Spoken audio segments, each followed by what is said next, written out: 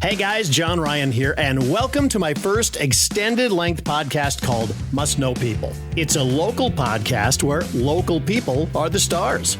Now, before we jump into this week's episode, if you know someone who you think we should be talking to on the pod, let us know. You can always email me at john@carrollbroadcasting.com. That's John with an H, by the way.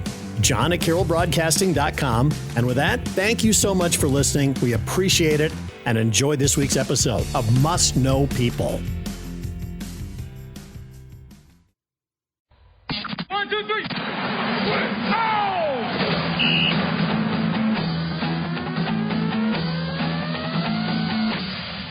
It's the New Way Ford Scoreboard Show. All the scores from all the games. Let's go! And you'll hear from all of the head coaches around the area. 1, 2, 3. The New Way Ford Scoreboard Show is brought to you by Feldfire, Culver's, Next Gen Chiropractic, Quant Auto Salvage, New Way Auto Group, Outlaw Graphics, Gatorade, Des Moines Area Community College, DMAC, Mackey Motors, and Pizza Ranch. Now let's get to the scores from this week in high school football. Good evening and welcome to the New Way Auto Group Scoreboard Show. I'm Tom Hawkamp along with Jeff Blankman. And Jeff, you must have got pretty desperate this week. You called New Way Ford and said, hey, you got anybody who can help out on the Scoreboard Show? You know, you were the fourth choice they sent me, though, and you were the only one available. I was surprised I was that high anymore. But it's always fun trying to figure this all back out. You know, I've done it a few times, but it's kind of like riding a bike with no training wheels on it and the handlebars are broke. But yes, we're going to get through it tonight. It's been probably, what, a year since you've been in this studio to run this? Well, I did one for you last year and one the year before, so it's just enough to keep the bike going downhill. But yes.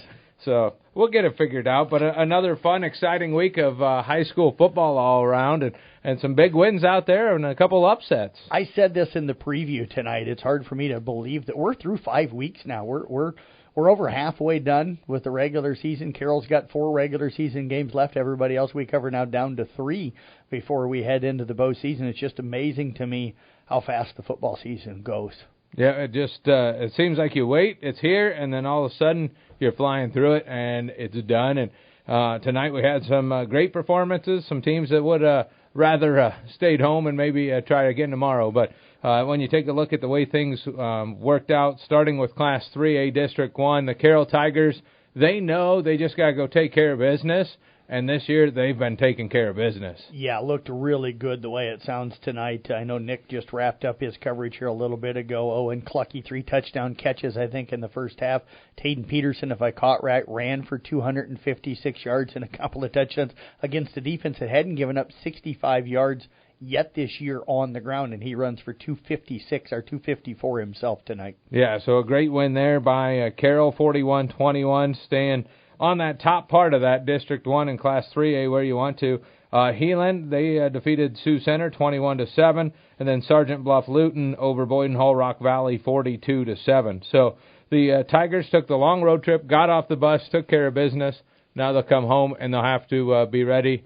It's one of those kind of, you went up, you got a big win, and then here comes homecoming. Yeah, and Heelan next week for homecoming, and then they go to Sergeant Bluff Luton, I think, the week after that and stuff. So the 3 big dogs that looks like right now in the district, Carroll, Heelan, and Sergeant Bluff Luton, and the Tigers will seed the other 2 coming up in the next couple of weeks. Speaking of impressive, the Kemper defense tonight I thought was fantastic. They got the offensive line rolling again, and Jared Hoffman going in the first half. Brock Bading throwing some good balls. I think you were over at the game for a while, but Kemper picks up a 28-0 victory tonight in Class 2A District 8, shutting out Green County. I was talking to Doug Reeder and the guys from the Rams broadcast tonight. They were thinking the last 3 times they've played over here, they haven't put a point on the board on a game here in Carroll Stadium. So they're going to be talking to the AD a little bit about that, huh? Let's not make that trip. But, yeah, it was an outstanding effort. I thought there was a great interception by Glenn. Yep. I don't know if he had some stickum on that glove or what, but he just stuck his hand out, pulled it in, tapped his toes, and got it. It was a great job. And I tell you what, perfect job by a cornerback. He shifted the hips, turned and ran when the receiver was going to run, and then he showed his speed to outrun a very quick Trayvon Keeley. And then he turned, found the ball, and beat the receiver to the ball. He almost looked like the receiver once that ball got in the air. So for just a sophomore, that was an outstanding play by a cornerback. I love watching guys in the secondary. That's where I played back when I was in high school, so I really like watching the footwork, and the hips for him were outstanding on that. Yeah, great job there. So Kemper picks up the 28-0 win. Along in that Class 2A District 8, Roland Story rolls over Southeast Valley. Of course, Roland Story and Kemper had a classic game last week that I got to cover. And Des Moines Christian. It'll be interesting. Can the Knights slow down this Des Moines Christian offense? They beat Sadell 56-0, and we're going to find out next week. We will, and I think Des Moines Christian last year, you said you were kind of joking with me, I think a week or two ago. You called that game a year ago. We told you it could be a good game, and then Kemper just rolled through them. Sounds like even though their offense is putting up a lot of points, it could be the defense for Des Moines Christian, which is much improved this year, that could be the difference for them. But, could be a district championship game between these two coming up next week. Yeah, very fun one there. As we continue through Class 1A District 2, East Sac took on Pocahontas area and got a nice victory there. They did, winning 27-0. Happy for Eric McCullough and the guys. They've got 2 wins now on the season. They pick up a district win to go to 1-1. They've got a legitimate chance to be a second-place team, probably behind Emmetsburg in that district. So this was a big win for them. Elsewhere in Class 1A District 2, Emmetsburg rolls by Sioux Central to Sioux Rapids 50-6, and Manson Northwest Webster tops Eagle Grove 38-0. Right now, we still got to play out the season, but it looks like that ESAC Manson Northwest Webster game coming up in a couple of weeks could be for second place in the district. Yeah, it'll be an exciting one, and hopefully, I'm on Coach McCullough's side for that one. Me too. Absolutely. Class A District 7. Some exciting ones there. ACGC continues to hold that top spot, but they had a kind of sneak by Riverside tonight, 50-42. Yeah, came in ranked number 1. They were trailing in the second half. Riverside was up, I think, by maybe a score or a score and a half, so 2 scores somewhere in there. ACGC comes back to pick up that win. Big win for South Central Calhoun. I know for ICAM Manning, 2 of our local schools, they played over on KKRL tonight. For ICAM Manning, this one may keep them out of the playoff hunt. There's still a few games left that they can maybe get back in there. But for South Central Calhoun, you lose your starting quarterback, you lose an offensive lineman, you lose your top running back the last 2 weeks. Now you get a win. They've still got a chance to maybe fight into that 3rd or 4th spot and get into the postseason. When you look at the rest of that District 7, how about Earlham and Madrid? Number 10 versus number 5 tonight on the polls, and number 10 sneaks out the victory at home, 21-14. That tells you how tough that district is as well. So a big win for them. They stepped out of district with Madrid being a non-district team. But again, big win for Earlham. They fell to ACGC, their only loss of the season right now. So it looks like Earlham Riverside could be that matchup for second place in that district. We still await the Southwest Valley Panorama score in that one. 8-man District 1, Woodbine defeats Arweva 50-20 tonight. Just a tough one there for Arweva. They had things going early, it looked up like, and then they I think at one point. Yeah, just couldn't get the Woodbine bus stopped. Yeah, so. and Woodbine's so explosive with the prior kid and just the athletes that they've got over there right now. Another one where the bus was rolling. Remsen St. Mary's takes down Newell Fonda 50-6. Booyer Valley over Sydney 48-6. And I know Siouxland Christian West Harrison went into overtime. Yeah, the last update I had, West Harrison had scored. They were going for 2, but they were up 38-32 in the first overtime tonight. And as we take a look at some of the rest of the district scores, 8-man District 9, Audubon continues a very good season with a victory over Coon Rapids Baird 64-6, and that's a team that seems to be finding all cylinders as they go. Yeah, they tell you what, they're a Final Four team. They're a dome quality. That doesn't mean they get there. But they're a dome quality team, and John Burks and his staff does an amazing job. And for Coon Rapids Baird, low numbers this year, and I know they've battled some injuries, and Chris Moore does a terrific job down there. But this one's got to be disappointing to go down there and lose the way they did tonight. Glidden Ralston has to be wondering, which play it was that cost them the one tonight against Colin Maxwell, 46-42 in a tight ball game there. And first loss on the road for them this season. They had been undefeated on the road going into this one tonight. So. It was a big one. You kind of want to stay on the top part of that district. I know 3 teams go, but now you're kind of battling in that middle part with that one. Elsewhere in 8-man District 9, it was Colonesco topping up Baxter on the road by a final of 50-48. We're still searching for the GTRA and St. Edmund score. We'll get you that one hopefully here soon. Well, we'll be back here shortly. We're going to sit down, visit with the head coach of the Kemper Knights, Ryan Steinkamp. You're listening to the New Way Auto Group Scoreboard Show. Tom Hawkamp and Jeff Blankman live on KCIM and Kick 106.7. When you buy from a local business, like one of the New Way Auto Group dealerships, the money stays right here in the local community. Supporting local businesses helps our local economy, and that lets us help local organizations, schools, and giving back to our community. Good luck to all players from the New Way Auto Group dealerships with locations in Coon Rapids, Jefferson, and Pocahontas. New Way Auto Group, almost warranty forever. Hey, sports fans, this is Nate Luth from Next Generation Chiropractic. Call today to schedule your detailed spinal analysis and comprehensive chiropractic adjustment to keep you performing your best. Or enjoy a session in our new infrared sauna to facilitate recovery and give your immune system a boost. For any questions or to schedule, call Next Generation Chiropractic at 712-775-2295 or swing by 1121 Plaza Drive right next to the radio station. Outlaw Graphics is your local promotion and sign company. Outlaw can do it all, from vehicle graphics to promotional items and all the signage you need. Outlaw does it all, no matter how big or how small your order is. If you need thousands of items for your business, talk to Outlaw. Work with Outlaw's designers from start to finish. You're going to love the results. Call the Outlaw. Outlaw Graphics, 775-2599. Outlaw Graphics in Carroll. For high school athletes, every practice, Every game. every rep matters. That's why Gatorade is here to keep you at your best. Packed with electrolytes, keeping you hydrated and energized so you can push harder, play longer, and recover faster. On the field, court, or track, Gatorade gives you the fuel you need to perform at your peak. No matter the sport, no matter the challenge. Gatorade, fueling the future of sports, one high school athlete at a time. New Way Auto Group Scoreboard Show rolling on here on KCM and Kick 106.7. Jeff Blankman talking right now with Kemper head football coach Ryan Steinkamp as the Knights roll past Greene County here tonight, picking up a shutout, winning it 28-0. Coach, the defense dominant here tonight. I had them just over 100 yards total offense. They wanted to run the football, struggled to be able to do that. You had to be happy with your defense. Yeah, I thought we played physical, played downhill. I mean, they got a couple yards here or there, but I thought we stepped up when we needed to, and forced a couple turnovers and big stops on fourth down. Talk about what the defensive line, the linebackers, able to do tonight, especially against Stream in the run game. Because I thought it seemed like Sanders and Barrett in the backfield a lot, but a lot of that goes to the guys up front. Yeah, they did a great job of eating up blocks, and then our linebackers able to be a little clean and shoot windows. They're great tacklers.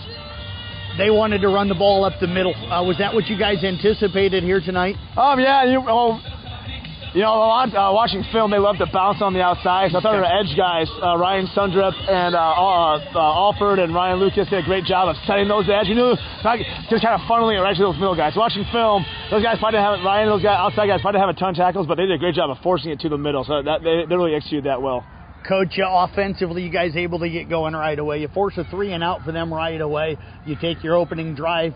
You only had to go, I think, 18 yards or so after they muffed that punt. I guess it was on their second possession. But you guys score right away in the game, get up 7-0, then get up 14-0. What did you see from the offense here tonight? I thought we did a great job at chunk plays. Like 3, 4, 5 yards. That keeps the sticks moving. So I was really pleased with that too. I thought Brock made a lot of good decisions tonight. I don't think we had any turnovers, so just making they're trying to be opportunistic, and I thought we did a great job of playing the small game tonight. Coach, let's talk about that run game. Early in the season, I think you guys wanted to throw the ball. You found a run game. What is it with the run game and the guys up front here where you've been able to kind of establish that ground game here the last 3-4 weeks? I think it's just patience. They do a great job of staying the course. Our coaches are doing a great job of making adjustments and coaching the kids up on the sideline. Special teams tonight came up with that big play early as they dropped the punt. You almost recover it. Didn't matter. It was fourth down anyway, so you guys able to kind of get that ball and take it over at the 18-yard line. So how big was special teams tonight? That was good. I thought we did a great job. Our kickoff coverage was great. Our kicks are great. That's definitely a part of that. It's a huge part of the game. I know a lot of times early in the game seems to kick short. Then as the game goes on, you guys kick it deep. What's the mindset for you guys? Because that's got to be something that you're trying to do, I imagine. Yeah, we kind of we find different spots too. And I said he's talented at kicking it really high and gives our coverage guys. I know he's only kicking to the 30, but our coverage guys are right there. So it's kind of just like a little safe thing. And high school football, so that football takes a funny bounce sometimes too. So it's kind of just rolling the dice a little bit. But I trust our kids make the coverage, and then he can get down to about the 10 or 5. So it's kind of just it's just a little bit of a chess match game out there. Trayvon Keeley had a big year for them returning kickoffs. You guys held him tonight. Was that something that you guys had looked at, was trying to kick it away from him, or just really cover him well when it went to him? A little bit of both too. We kind of just playing the game a little bit of kicking it short, kicking it deep too. And the deep ones we had were in the corner at the 5-yard line, high. So and he's got a lot of rotation on his ball. I think he bobbled one too. They're tough to catch. So yeah, and the coverage did a great job. They had one drive on you guys in the first half. I thought Griffin Glenn had one of the best plays I've seen as far as getting his hips turned, running with the receiver, finding the ball, and then outrunning the receiver to the ball and catching that ball in the end zone for that interception. That was an outstanding defensive play. Yeah, I think it's one-handed. He's a young kid, but he's really learning the game a little bit too. He's had to rely off his athleticism a lot, but he's really taking the time now about learning to flip his hips, understanding the coverages, down and distance. The game within the game, he's really picking up on.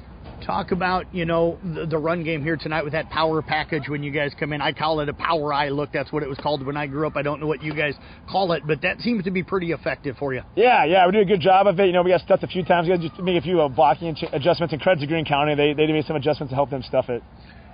Up 21-0 at halftime. What was the message to the guys? Win the second half. I was like 0-0. Win the second half. I also told them to keep that goose egg up there. We haven't had one of those this year too, so it's great to see that up there. I'm sure probably one of the coaching moments, disappointed to get the ball first and goal at the 3 and then 4 straight plays and not get into the end zone to start that third quarter. So what's going to be the conversation with the guys on that? Yeah, we got a little sloppy at times in that too. That's one thing to take away is, I tell you guys, never complain about W. It wasn't pretty tonight too, but we got the job done. Offense still made a lot of great plays tonight too. It's just, those are ones, down the stretch, we got to have those. We can't come up empty-handed there.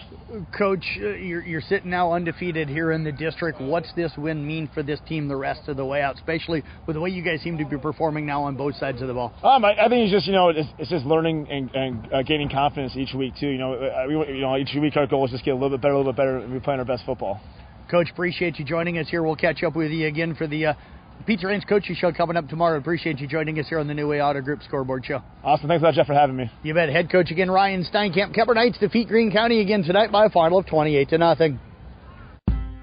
For more than 40 years, Culver's has brought you fresh, never frozen deliciousness. And since 2012, we have been proud to serve the Carroll community. From mouth-watering burgers to our one-of-a-kind custards, our goal at Culver's is simple. Satisfy your hunger with the highest quality products delivered to you with a smile. Whether you are a coach, player, or parent, Culver's is the perfect destination to build team spirit. Come celebrate 12 years in Carroll with us. Culver's, welcome to Delicious. Family owned and operated since 1948, Quant Auto Salvage is the area's best full-service scrap facility. Whether you're looking to sell scrap iron, vehicles, or batteries, or you need to locate that difficult-to-find part for your vehicle, they have what you need. And if it isn't in stock, they can locate it with their nationwide parts database. Quant Auto Salvage. They sell the best and recycle the rest.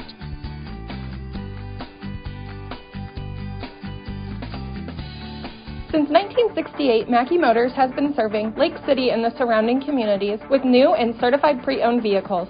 Mackey Motors is a full-service dealership providing oil changes in our Quick Lube Express bays, a service department with world-class trained technicians, a body shop and collision center with the latest equipment, a full vehicle detailing department, or come talk with one of our highly knowledgeable sales staff. Recipient of the GM Mark of Excellence Award for 15 years running. Together, let's drive at Mackey Motors in Lake City, MackeyMotors.com.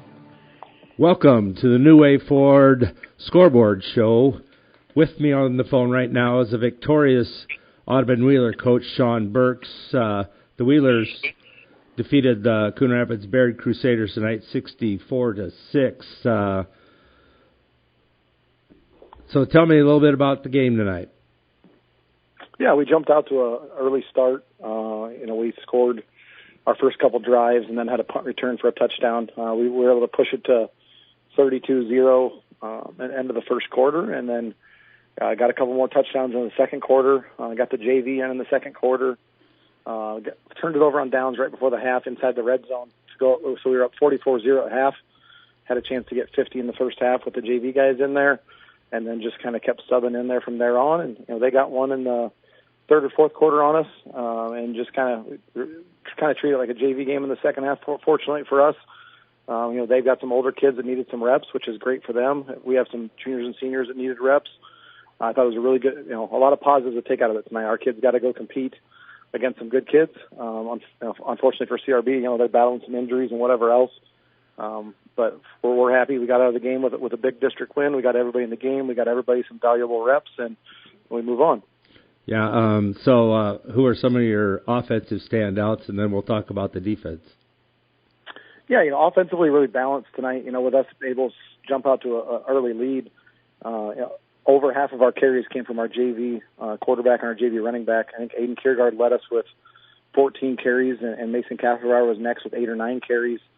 And then it kind of went down from there. Aaron Olson had, I think Aaron had 9. I think it was Aiden with 14, Aaron with 9, Mason with 8, Carson with 4, and then Mason Steckler and Colin Harrell each had one rush. And we completed our only pass for a 35-yard touchdown to Brody Weber. So we were able to keep some light touches for some of our guys that have kind of gotten a lot of touches recently. So Carson Wessel got dinged up tonight. We'll find out some more on him tomorrow, but he got hurt early. Aaron had to primarily play quarterback from there on. And then, like I said, when the varsity started scoring, we got our guys out in a hurry because we didn't want to have any more injuries. And proud of our young guys for competing and sticking their nose in there and doing a nice job tonight. Was your injury with the Wessels kid his ankle again, or was it something different this time? Left arm. He went to stiff arm a kid, and it kind of got stuck as they went to the ground. So we're not sure. Elbow, arm, something in there. Nothing looked broken tonight or majorly torn or dislocated, but initial report sounded pretty good. So we'll see. It's always hard to say tonight. He's going to go get a specialist to look at over the weekend. Fortunately for us, it's a left arm, and he was in good spirits. He was able to come back to the sideline after he went to the hospital in the first half. Hopefully we get some good news tomorrow or over the weekend, and we'll go from there. And if it's something that he's out for a couple weeks or whatever, then we'll adjust and go from there. And we've got Aaron Olson, a veteran quarterback, ready to slide in if needed. But hopefully we get good news on Carson. But we'll see as the week progresses. Okay, now I said so. Talk about the defense. I think we had 7 tackles for loss tonight. Gave up 1 first down. Gave up 65-ish total yards of offense, and 35 of that was 1 touchdown run against the JV late in the game. So our first defense and our second rotation did a really nice job of keeping them contained, and that's easier said than done. The Oswald kid is super shifty in the open field. We kept their passing game in check. We didn't give any vertical completions. I think they completed 6 passes for less than 20 yards or something like that. Just all around really sound game across the board. I was proud of our guys for doing their job tonight. Yeah, it sounds like you had a good game. So I'm looking at next week. I see you're at Glidden Ralston, and that game will be on KKRL. What do you know about Glidden? Yeah, they picked right up where they left off last year. It looks like I know they had a tough game week 1 against Woodbine. Turned around the next week and put a thumping on a good Arleva team, and then kind of got in a groove there in district play after that. Had a weird ending to their game last week against Baxter, which we saw on film, and they got robbed out of a victory last week. So I'm sure they played motivated tonight. I haven't seen their score yet, but they're physical. The Wallace kid's a really good athlete. He's a returning all-district type of kid. Dual threat too. He can throw it. They just don't want to throw it. Kind of similar to us. We want to establish the run game. So 2 similar teams, very quarterback-centric, want to get to the edges, but okay, running it inside. You start cheating up, we're going to go to the air. A lot of similarities between our teams, but I honestly haven't seen a lot of film yet. That's just from an early glimpse. We'll see, but I'm sure it'll be a heated contest. I'm sure it'll be a fun atmosphere. It's a big district game for both of us. Yeah, they got beat 46-42 tonight, so close game for them, and so they'll probably be ready to go next week. So hey, good luck to you next week. Have a good week of practice. You're pretty injury free, other than the Wessels kid, correct? Yeah, yep. We'll turn the page to Monday's JV game, and hopefully everybody gets out of that healthy, and we can keep moving along, and we'll see what kind of news we get on Carson as the week progresses. All right. Well, that's been Sean Burks from the Audubon Wheelers.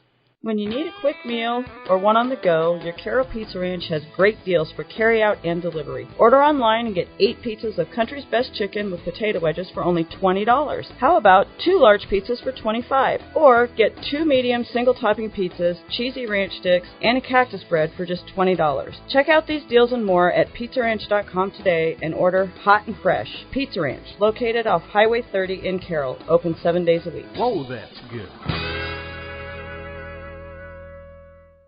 For high school athletes, Every practice, every game, every rep matters. That's why Gatorade is here to keep you at your best. Packed with electrolytes, keeping you hydrated and energized so you can push harder, play longer, and recover faster. On the field, court, or track, let's go! Gatorade gives you the fuel you need to perform at your peak. No matter the sport, no matter the challenge. Gatorade, fueling the future of sports. One high school athlete at a time. When you buy from a local business, like one of the new Auto Group dealerships, the money stays right here in the local community. Supporting local businesses helps our local economy, and that lets us help local organizations, schools, and giving back to our community. Good luck to all players from the New Way Auto Group dealerships with locations in Coon Rapids, Jefferson, and Pocahontas. New Way Auto Group, home of warranty forever.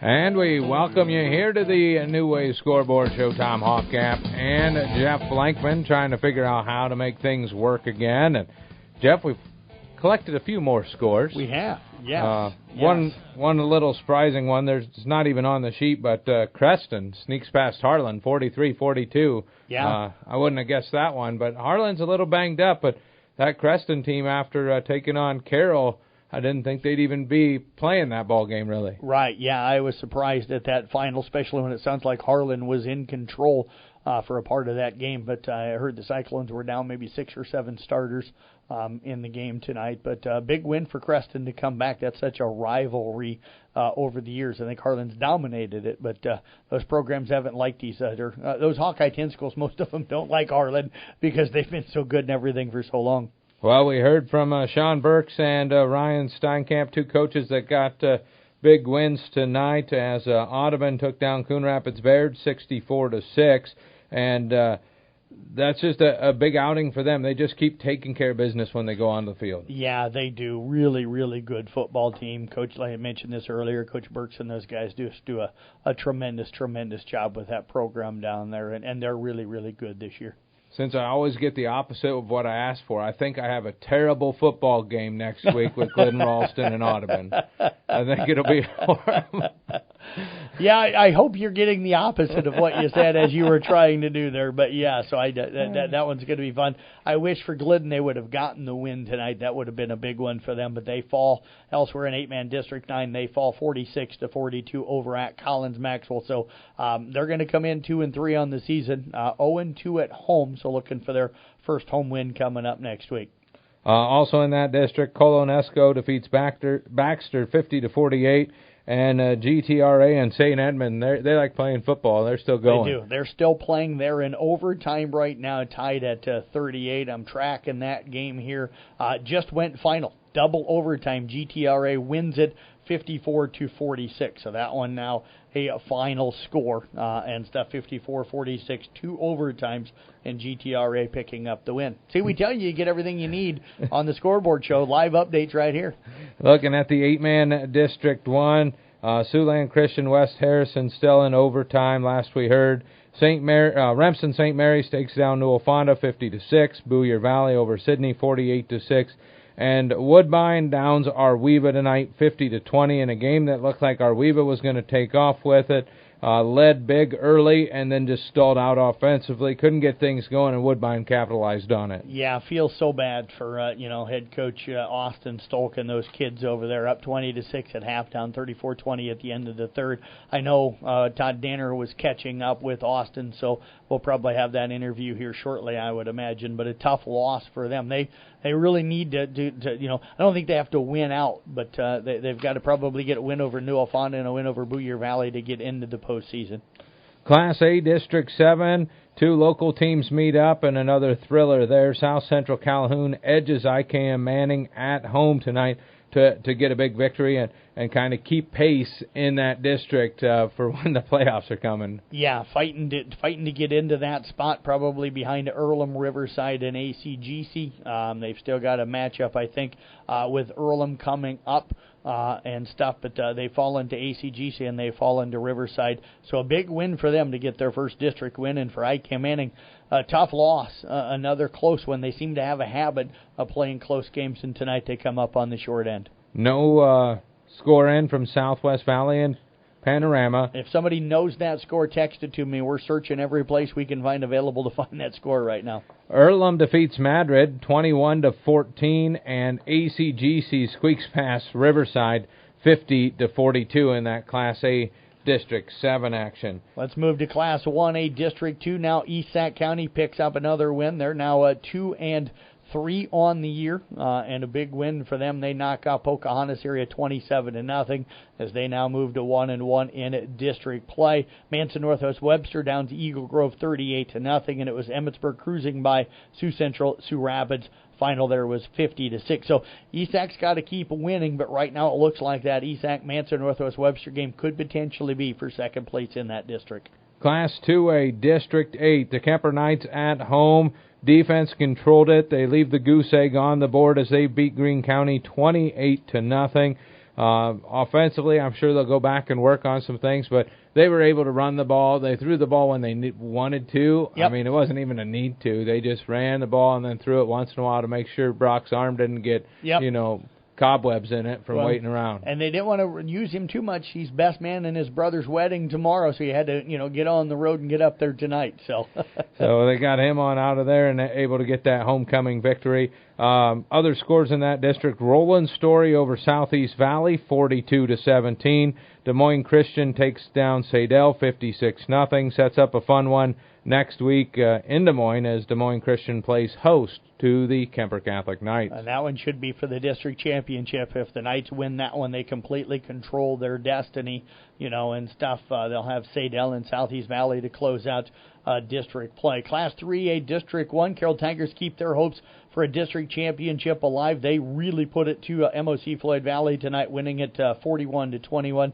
Again, Owen Clucky, 3 touchdown catches in the first half. Tayden Peterson runs for over 250 yards, a couple of scores, dominating the run game in the second half. Bishop Heelan tops Sioux Center 21-3, and Sergeant Bluff Luton cruises as well, beating Boyden Hull Rock Valley 42-7. Still hard for me to believe, just 2 seasons ago, Boyden Hull Rock Valley was playing for a state championship, and now they've struggled last year and struggling again this year. You know what's going to be interesting next Friday? Heelan in town to take on the Tigers. Yep. Both those teams love to run the football. They do, and I love games that run the football, and I get the broadcast. That'll be my first time seeing the Tigers this year. I get them this week, and then I go with them to Boyden Hull Rock Valley in week number 9, so I'm excited. Nobody's taking that trip. I mean, you could pay double and nobody's hopping on the bus to go there. Yeah, absolutely. It'll be interesting to see if I can get anybody to come help me. I may have to reach out to Terry Katzenbauer. He doesn't live too far across the river. He might be able to sneak across and help me out. Heelan's already been here once this year, too, yes. so they've got some experience on the turf, and their running back, Thompson, I believe his name. Yeah, really good. I mean, he ran downhill, but I think this Carroll Tiger defense, there'll be some more film on what to do, and they'll have an answer for them once they get here, because they know a little bit about stopping the run game. They do, absolutely. You're listening to the New Way Ford Scoreboard Show. Tom Hawkamp, Jeff Blankman. Coming up, we're going to visit with Dave Prescott and his thoughts on how things went for the Glidden-Ralston Wildcats. Also got Corey McCarville coming up this hour, so stay tuned on 1380 KCIM and Kick 106.7. When you need a quick meal or one on the go, your Carroll Pizza Ranch has great deals for carry-out and delivery. Order online and get 8 pizzas of Country's Best Chicken with potato wedges for only $20. How about 2 large pizzas for $25? Or get 2 medium single-topping pizzas, cheesy ranch sticks, and a cactus bread for just $20. Check out these deals and more at PizzaRanch.com today and order hot and fresh. Pizza Ranch, located off Highway 30 in Carroll, open 7 days a week. Whoa, that's good. Feld Security of Carroll is the choice of homeowners and business professionals. They choose Feld Security because of the local and prompt service, 24-hour technician support, and the ability to control their security from their mobile device. That makes keeping your property safe even easier. A professional Feld representative can help you create a protection plan for your home or business. No matter what you're trying to protect, they've got you covered. Feld Security of Carroll proudly supports all our area high school athletes. This is Todd Danner, and you're listening to the New Way Auto Scoreboard Show. With me right now is the Glidden-Ralston head coach Dave Prescott. The Wildcats to go on the road tonight and lose a 6-42 decision to Collins-Maxwell. The loss drops the Glidden-Ralston 2-3 overall on the year. 46-42, Dave, must have been a heck of a ball game. Yeah, it was kind of real track meet going there for a little bit. We would, just chased each other back and forth up and down the field, and in the end they made a couple of conversions, 2-point conversions, and we weren't able to capitalize on ours, and that turned out to be the difference in the game.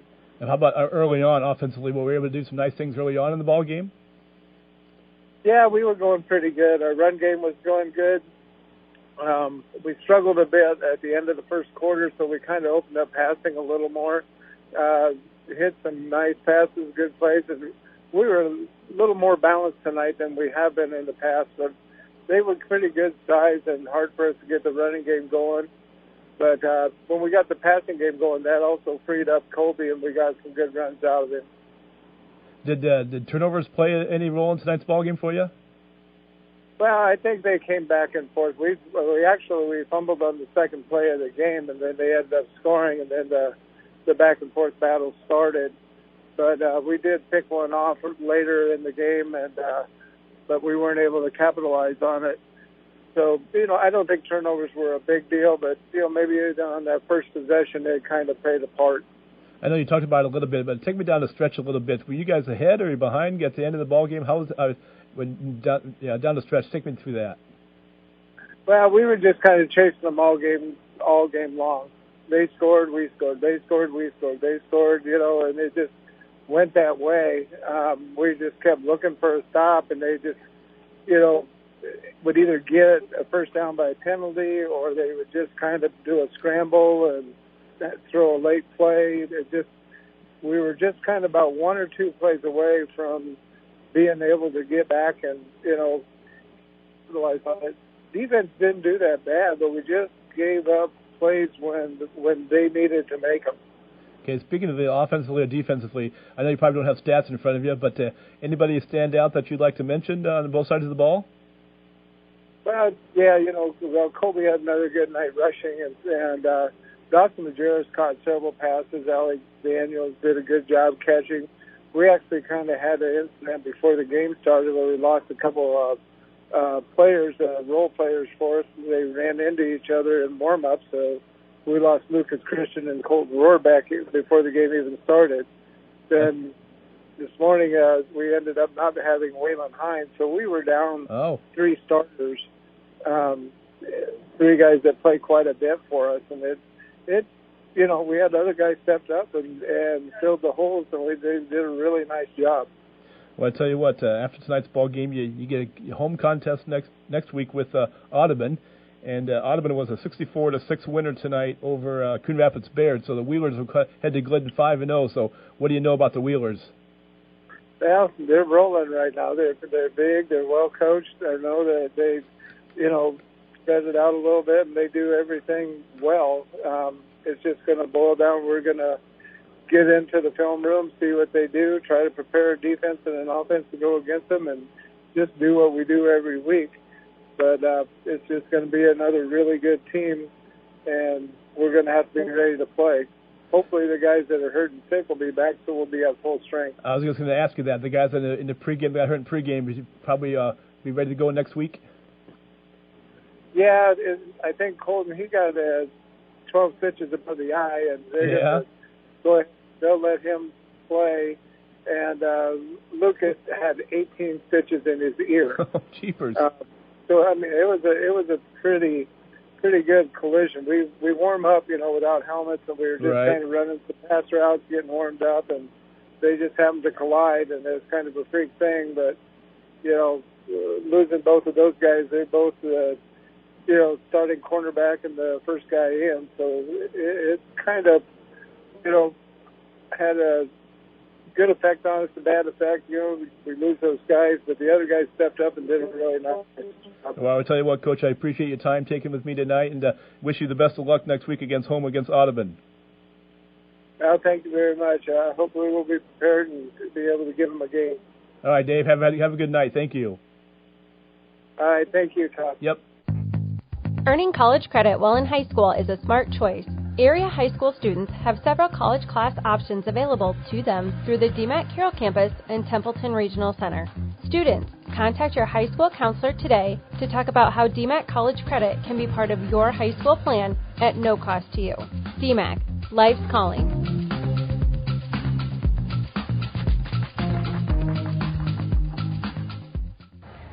Corey McCarville, head football coach of the I Commanding Wolves, joining Casey Myers of Carroll Broadcasting Sports Network here. Wolves fall tonight 16-13 to SEC in district play. And, Coach, you guys jumped down early 13-0. The kids fought back, tied the football game up, ended up losing on a field goal there in the third quarter, kind of made the difference of the game. Clean football as well, not a lot of turnovers on either end overall. How do you feel the kids played tonight? I'm proud of them. They played hard. They really battled their tails off. We didn't have a great start. We challenged them to play better, and they did. They responded, and I'm so proud of their efforts. They should be really proud of the things that they did tonight. Your first two drives, you go 3 and out. What's the kind of the change after that? Notice you guys started throwing the football a little bit more. Was that kind of what the game plan was going into tonight, or was that kind of had to throw it to the side and kind of found success throwing the football? Well, no, we knew that they had a good defensive line. We were going to have to throw it a little bit, and we were able to hit on a couple plays, so it was good to see.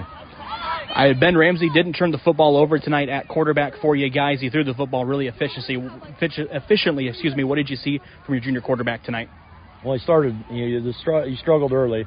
He started throwing the ball a little bit better on time. He wasn't so late with some stuff.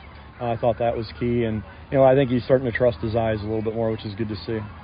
You found Ashton Aaron-Holtz on a 60-yard touchdown play there. A nice throw from him to kind of get you guys going towards the halftime, down 13-7 at the half. What was kind of the message to the boys in the locker room? Well, we knew in the second half we're going to have to make 3 or 4 plays. We're going to be the difference. And, we got a turnover for a touchdown, which was huge. We missed the extra point, but we were able to tie it up. And then it was really good football from there on out.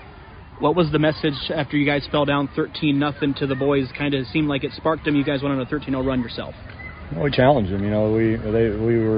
We didn't have a great start to the game, and they were kind of really controlling the line of scrimmage. So we really challenged our defensive line to play better. Second half for you guys, Ben Langle gets that blocked or a fumble return, picks it up. I think he had the strip sack that forced it, then picked it up, returned it for the touchdown. What did you see from the senior defensive end for you guys there on that play? Well, Ben's a really good player for us. He's been a good player for us for a long time, and it was a great play by him. I'm proud of him. You guys had the chance to score a couple times there in the first half, but had turned it over on fourth down, and then same in the second half. Execution-wise, what's got to get better going into next week for you guys offensively? They're a well-coached team, and they took a couple things away from us, and we just got to be a little bit more physical up front. You guys go into week 6 now, kind of looking on the outside in. What's going to be the message to the boys? Oh, we got to play ECGC, who's one of the top teams in the state, and we're going to put together a nice plan, and it's going to be a physical challenge, and we just got to be ready to play a really good football team next week. Corey, I want to thank you for joining me. Good luck coming up against next week against ACGC. Thank you. Appreciate it. Since 1968, Mackey Motors has been serving Lake City and the surrounding communities with new and certified pre-owned vehicles. Mackey Motors is a full-service dealership providing oil changes in our Quick Lube Express bays, a service department with world-class trained technicians, a body shop and collision center with the latest equipment, a full vehicle detailing department, or come talk with one of our highly knowledgeable sales staff. Recipient of the GM Mark of Excellence Award for 15 years running. Together, let's drive at Mackey Motors in Lake City, MackeyMotors.com.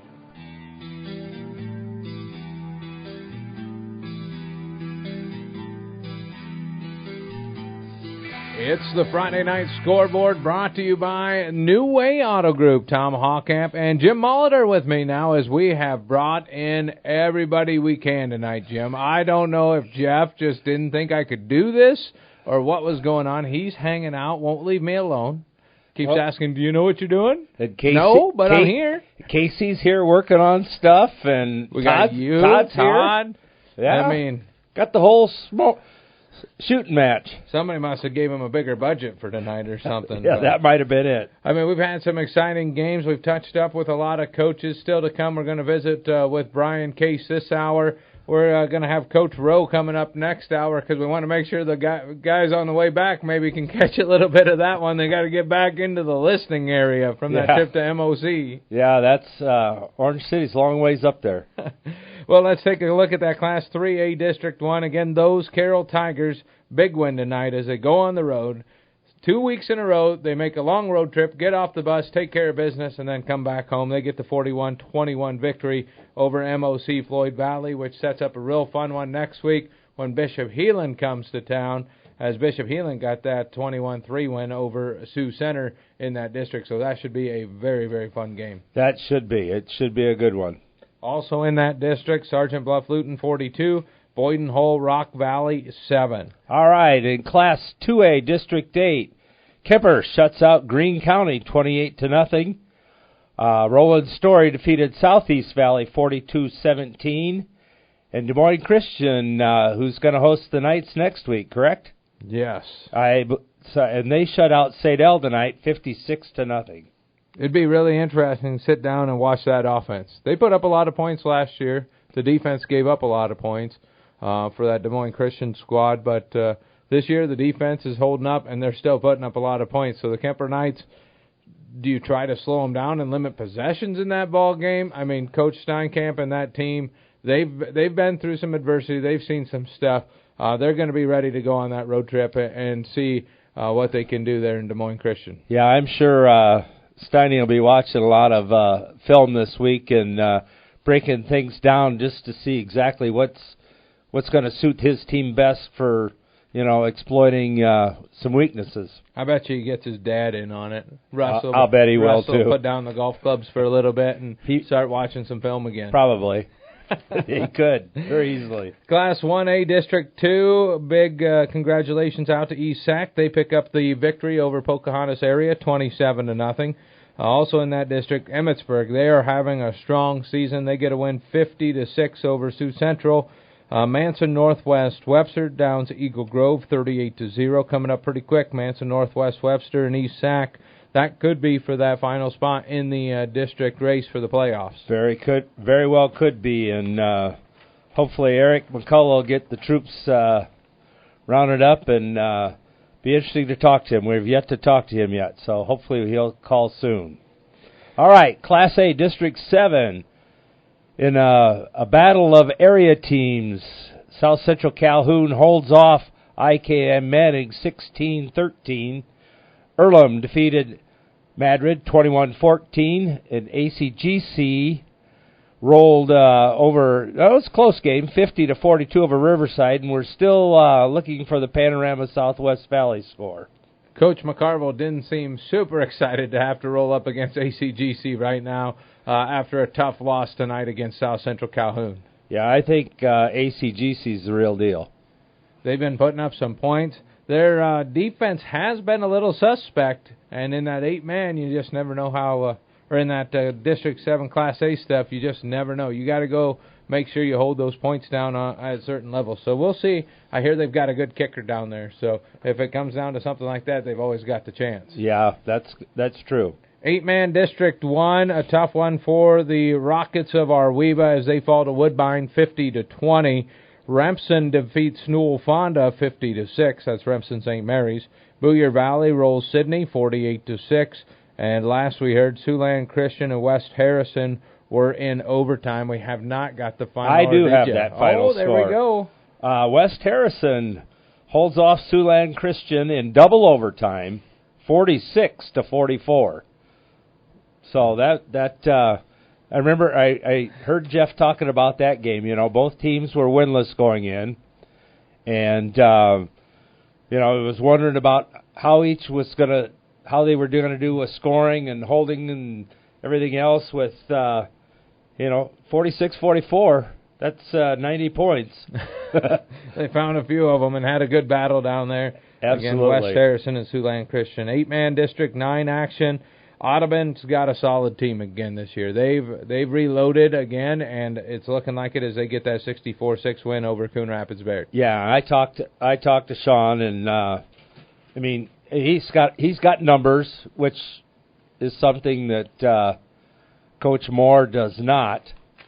And he got everybody in the game. He had JV kids in the first half and played pretty much most of the second half. So, so a lot of his younger kids got quite a bit of playing time tonight. Glidden Ralston trips up at Collins Maxwell 46-42. So a couple tough weeks in a row for them. They welcome in Audubon next week. Yeah, and Sean was kind of talking about. He thinks it'll be a little slobber knocker because they both like to run the ball. They both have pretty good defenses, and it's like who's going to stop who. So it'll be an interesting one. I'm lucky enough to have the call on that one, so I'll be in Glidden next Friday night. I think that one's on KKRL if I recall right. So should be a fun one on KKRL. Brett Luck's going to join me there. Other scores around double overtime. GTRA over St. Edmund 54-46. And Colo Nesco sneaks past Baxter 50-48. But some fun games. It's hard to believe over halfway through the season now, and it is all district playoff picture football. You got to go out and take care of business. Yeah, if you don't, you could be looking outside of the playoffs. And then you look at some of these districts and kind of how stacked they ended up being. I mean, you look at like that District 7 Class A. You've got Madrid, ACGC. I think it's Earlham, ACGC, Riverside, IKM Manning, South Central Calhoun. That race to that 2 spot is kind of full. Yeah, it's going to be a dogfight. That's nothing wrong. Nothing wrong with that. That's what you want. You want those good, tight, close games, and see how it comes out. You're tuned in to the New Way Ford Scoreboard Show. I'm Tom Hockamp, Finance Manager at New Way Ford. Make sure you stay tuned. We'll hear from Brian Case. Earning college credit while in high school is a smart choice. Area high school students have several college class options available to them through the DMAC Carroll campus and Templeton Regional Center. Students, contact your high school counselor today to talk about how DMAC college credit can be part of your high school plan at no cost to you. DMAC, life's calling.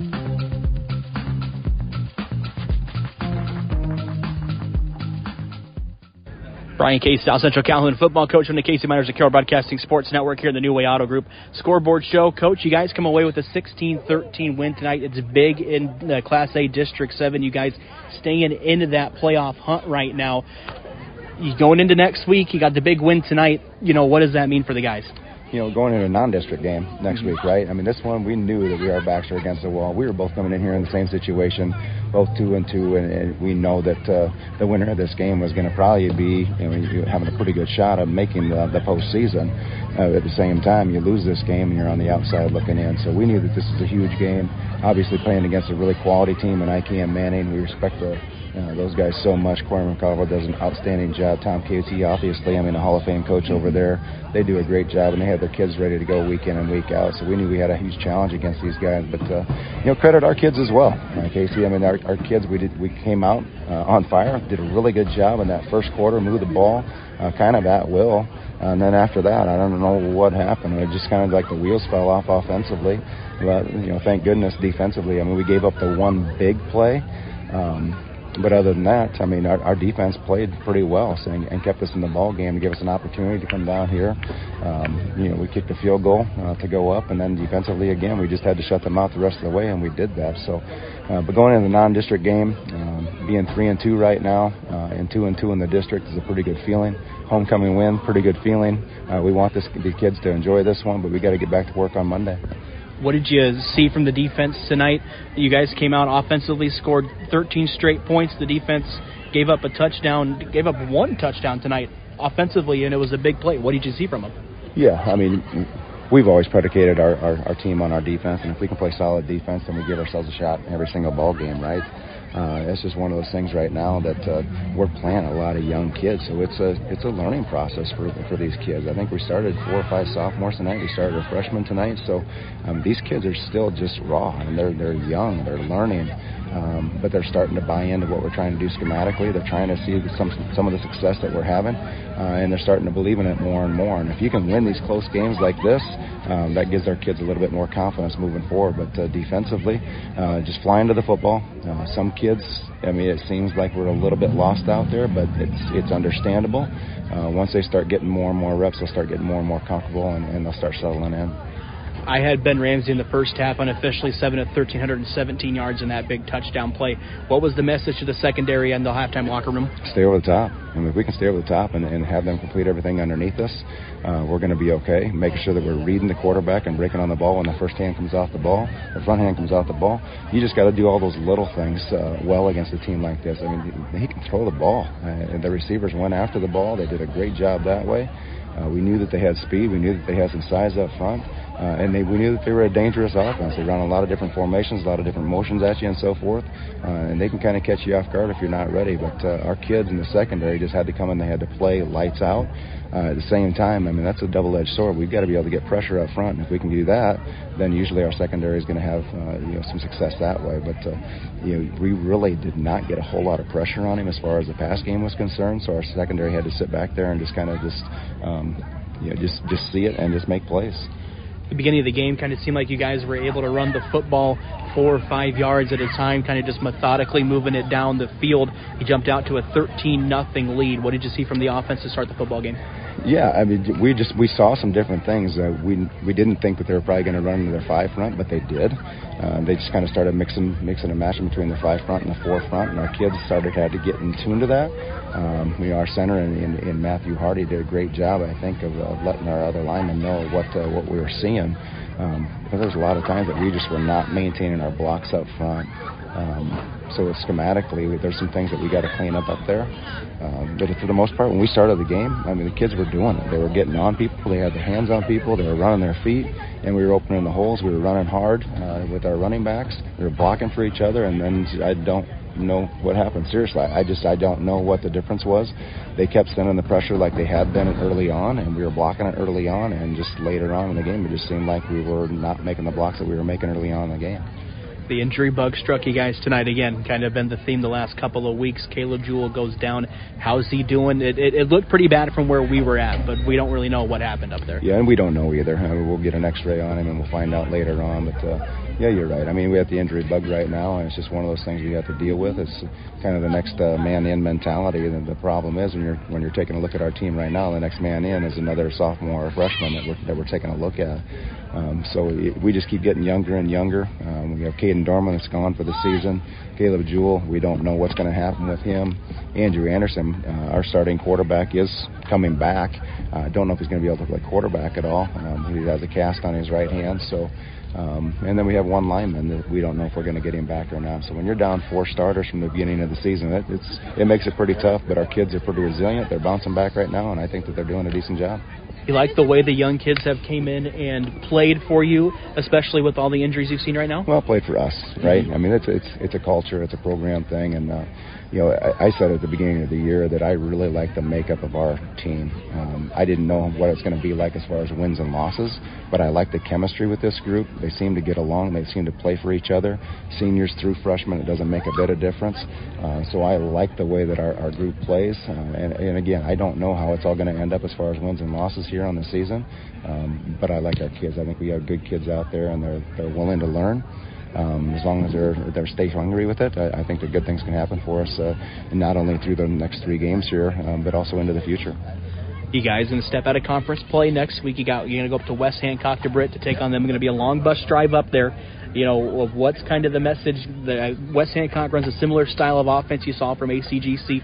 Is going to watch some film on them this week. Kind of what's the game plan for West Hancock coming up next week? West Hancock is outstanding, right? I mean, you're back-to-back state champions, and we got to go to their place, and they just have that winning culture over there. They're not going to do anything fancy. They're going to run their dives, their ISOs, their bellies, and so forth. And what they do, they just do really well. Not huge kids up there, but just extremely athletic. They get after you. They're physical. And again, they just understand how to play the game. So defensively, they're gonna throw it at us as well. Very rarely do you see anybody out of position. Coach Sanger does a great job with those guys, obviously. So our kids are just gonna have to go over there and just try and execute to the best of our ability. You know, against ACGC, we really took the play clock down as far as we possibly could to try to keep the ball out of the ACGC's hands. We'll probably see the similar format against these guys. Coach Case, that's all I got for you. I want to thank you for joining me and congratulations on the big win tonight in district. Awesome. Thanks for your time, Casey. Appreciate it. That was head coach Brian Case here in the New Way Auto Group Scoreboard Show. Titans win tonight, 16-13. We'll step away, take a break. We'll be back with more New Way Auto Group Scoreboard Show here on Kick 106.7 and KCIM. Outlaw Graphics is your local promotion and sign company. Outlaw can do it all, from vehicle graphics to promotional items and all the signage you need. Outlaw does it all, no matter how big or how small your order is. If you need thousands of items for your business, talk to Outlaw. Work with Outlaw's designers from start to finish. You're going to love the results. Call the Outlaw. Outlaw Graphics, 775-2599. Outlaw Graphics in Carroll. When you need to know, KCIM is the place to listen on 1380 AM and 95.1 FM. This is KCIM Carroll. 1, 2, 3.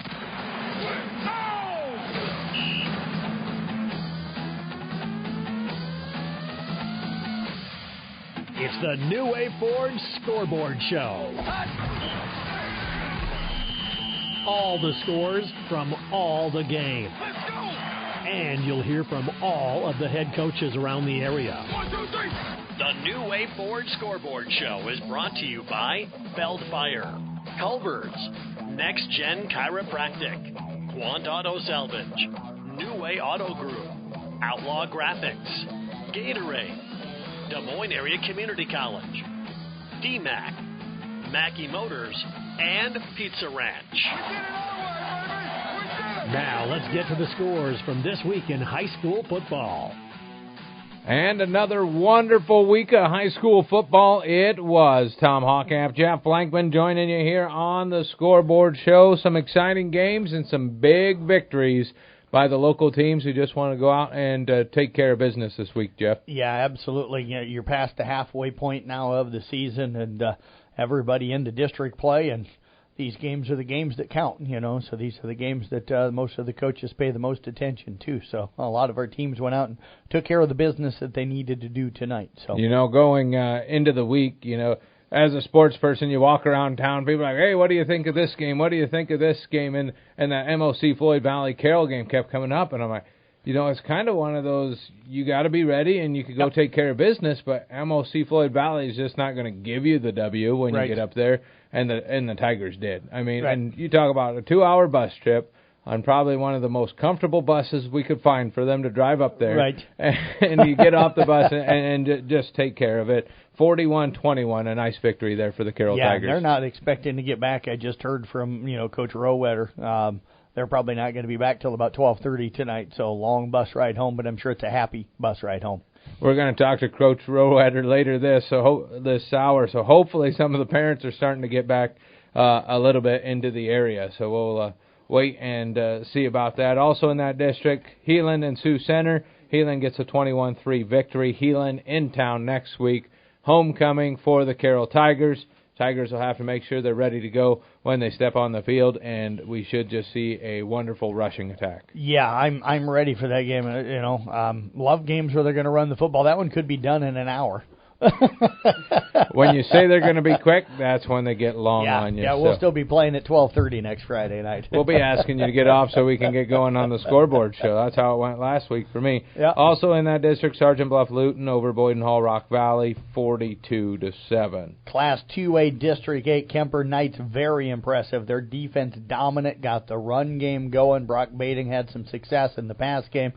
Carson Caney made some nice plays. Griffin Glenn had a great interception in the end zone on really the only drive that Greene County had in the game, but the Knights pick up a 28-0 victory. It was Roland Story also beating Southeast Valley 42-17. And Des Moines Christian, they set up that big matchup with Kemper. Both teams will be undefeated in the district. They beat Sadell 56-0. All right, Class 1A District 2. East Sac County comes up with a big win tonight, 27-0 shutout of Pocahontas area. Sioux Central Sioux Rapids falls 50-6 to Emmetsburg, and Manson Northwest Webster shuts out Eagle Grove 38-0. Todd Danner, he's been hot on the mics trying to catch up with the coaches, and I think we got all but one taken care of, so hopefully we hear from Coach McCullough here before Doing it right too now. long. So. Okay. Oh, he did get in, so we'll have that coming up shortly too. So. Yes, absolutely. We'll have to see what Eric's been up to, so nice win for that team tonight. Class A District 7 action. South Central Calhoun sneaks by IKM Manning 16-13. Kind of keeps themselves in the race for that district spot. Yep. Unfortunately, kind of pushes IKM Manning out unless they can really make something happen. Going to have to win out the rest of the way, I think, for IKM Manning to probably get into the postseason now. And the tough part for that is next week they get to play the top team in the state in that class as ACGC comes in. Yeah. You know, and we were talking off air, South Central Calhoun. You talk about a schedule that did them not really any favors. You went and played ACGC. Okay, you want to play some of the best teams. That's number one ranked. You don't want to play all the best teams, right. And that's what they got as they go to number 2 West Hancock coming up this Friday. So they still have Earlham, who will jump from number 10 maybe into the top 5. I mean, they took out the number 5 Madrid, so I don't know why they wouldn't move in there. But Earlham with that 21-14 win over Madrid.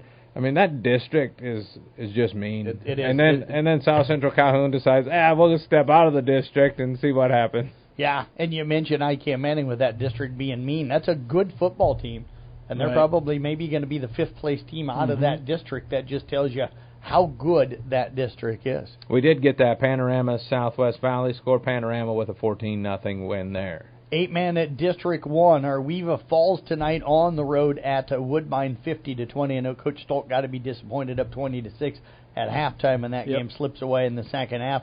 St. Mary's of Remsen over New Alfonda 50-6. West Harrison outscores Siouxland Christian 46-44 in double overtime, and Booyer Valley cruises in a non-district match over Sidney 48-6. 8-man District 9. Audubon goes to 5-0 on the season and roll over Coon Rapids Bear tonight, 64-6. Glidden Ralston goes on the road to Collins Maxwell and comes up just short, 46-42. GTRA 54-46 over Fort Dodge St. Edmund in double overtime, and Colonesco edges Baxter 50-48. And we said it in the first hour. I'll say it again. I'm pretty excited for that game. I won't have a good stat night. I mean, they've shortened up the field on me. I can't figure out 8-man from 11-man. Do you struggle with the math? Well, just originally, all the time. I mean, it's Marilyn Peters' fault over there in WLVA. She could have helped me out a little bit better, but she's an amazing teacher. I think it was all on you. Well, I'll still throw it at her, you know. Yeah. Arlen Willems could have done a little bit better on my English to help me get through this radio career too, but. So we've got more of the Scoreboard show coming up. Austin Stolk will be up next, talk about a tough loss tonight. Also, we'll hear from Coach Roetter coming up this hour. Stay tuned to the New Way Ford Scoreboard show on 1380 KCIM 95.1 FM and Kick 106.7. When you buy from a local business, like one of the New Way Auto Group dealerships, the money stays right here in the local community. Supporting local businesses helps our local economy, and that lets us help local organizations, schools, and giving back to our community. Good luck to all players from the New Way Auto Group dealerships with locations in Coon Rapids, Jefferson, and Pocahontas. New Way Auto Group, home of warranty forever. For more than 40 years, Culver's has brought you fresh, never frozen deliciousness. And since 2012, we have been proud to serve the Carroll community. From mouth-watering burgers to our one-of-a-kind custards, our goal at Culver's is simple.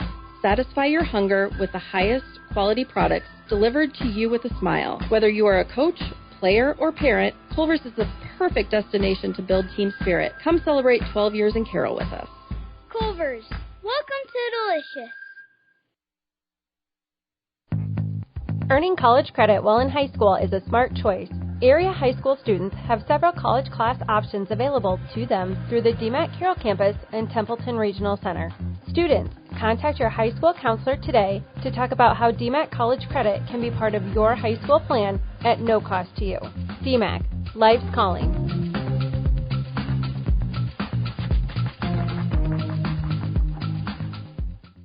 This is Todd Danner, and you're listening to the New Way Auto Scoreboard Show. With me right now is our Weaver head coach, Austin Stoke. The Rockets traveled over to Woodbine tonight to play a tough Tiger team. Ended up on the wrong end of a 50-20 decision to the host Woodbine Tigers. Our Weaver led this game 20-0, 20-6 at halftime. And so, Austin, after what happened in the second half? What was the difference in the second half for you? Yeah, to start out, Todd, we had some turnovers that were costly, and they put them in good field position. But it started from the first snap in the third quarter. They came out with great energy, and we told our guys, we're only through one half of football, and it's a great football team on their home turf. It's a matter of they're going to show up in the second half, and they absolutely did that. They were able to run the football. They ran the football all over us in the second half. We weren't able to make a stop when it got down in deep in territory, and offensively, first half we were running the football extremely well. In the second half we just weren't able to do that, and combine that with our turnovers and a couple penalties, and it was most definitely a tale of two halves. Well, what was in the first half, Austin? Like I said, up to 20-6 at halftime. What were some of the good things that you were able to do in the first half? Yeah, we had a balance, Todd, of running the football and throwing the football, and typically we kind of rely a little bit on our passing game maybe, but, it was our running game. We were just able to run the football consistently, eat some clock and punch a couple in the end zone by running the ball on the ground. And, in the second half we just weren't able to do that. Were you able to, I know Woodbine's got a terrific passing offense. What in the first half, what were you able to do against their quarterback and receiver that gave you some success? So, we mixed up some defenses, and our secondary did an excellent job against their pass coverage. That's kind of how they tore us apart last year in the first half, and in the second half, I think they just they steered away from the passing game and thought, we're going to handle the line of scrimmage, running the football, and that's exactly what they did from the get-go in that third quarter. And they hardly had to air it out in the second half. They just ran the football hard and sustained blocks, and we just couldn't stop them on the defensive end. And offensively in the second half, Austin, were you able to put drives together at all? No, not really, Todd. To put it blunt, we turned the football over, a few times, and some penalties knocked us back, and just weren't able to sustain drives in the second half. Did you come out of the game healthy, Austin? Just your typical, bangs and bruises, playing against an aggressive Woodbine team, but overall, I think our guys are ready to come back on Monday and get ready for Remsen. I was going to say, it doesn't get any much easier for you next week playing a top 5 team in 8-man in Remsen St. Mary's, who won easily tonight. So, it's, like I said, back-to-back weeks against Woodbine and Remsen. It's going to really test the Rockets, isn't it? Yeah, it's the gauntlet you go through, and it was we're kind of in the same boat, sort of last year at this point in the season, and it's a matter of, when things get out of hand, like a night like tonight, our guys came out and they were healthy. Obviously would have liked to play a decent second half to pull off a win. Right. We won the first half most definitely, and they won the first half big time in the second half. And it's a matter of if we want to compete with teams like the Woodbines and the Remsen St. Mary's, you have to play 4 quarters of football, and our guys definitely found that out tonight. Well, you dropped to 3-2 overall with the loss tonight, and the nice thing about it, Austin, is you're still in the playoff hunt here in your district. Absolutely, we kind of told our guys it's kind of the schematic of in one year and out the other. This game's over with. We got to learn from it on Monday. We got to watch film on it, and then move to week 5. There's a lot of football season left. 3 key district matchups left, right. And we still kind of control our own destiny. So our guys got to come ready to go next week. Well, I tell you what, Austin, I appreciate you taking the time to speak with me tonight. We wish you the best of luck against Remsen at home. Okay, thanks, Todd. All right, have a good night. You too. Bye. Family owned and operated since 1948, Quant Auto Salvage is the area's best full-service scrap facility. Whether you're looking to sell scrap iron, vehicles, or batteries, or you need to locate that difficult-to-find part for your vehicle, they have what you need. And if it isn't in stock, they can locate it with their nationwide parts database. Quant Auto Salvage. They sell the best and recycle the rest.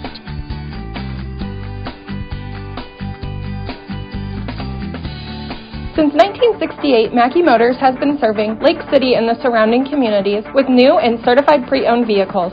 Mackey Motors is a full-service dealership providing oil changes in our Quick Lube Express bays, a service department with world-class trained technicians, a body shop and collision center with the latest equipment, a full vehicle detailing department, or come talk with one of our highly knowledgeable sales staff. Recipient of the GM Mark of Excellence Award for 15 years running. Together, let's drive at Mackey Motors in Lake City, MackeyMotors.com. For high school athletes, Every practice, every game, every rep matters.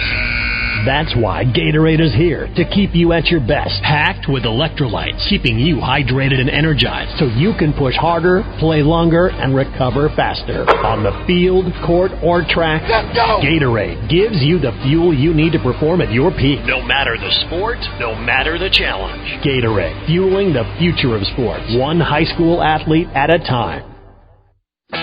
When you buy from a local business, like one of the New Auto Group dealerships, the money stays right here in the local community.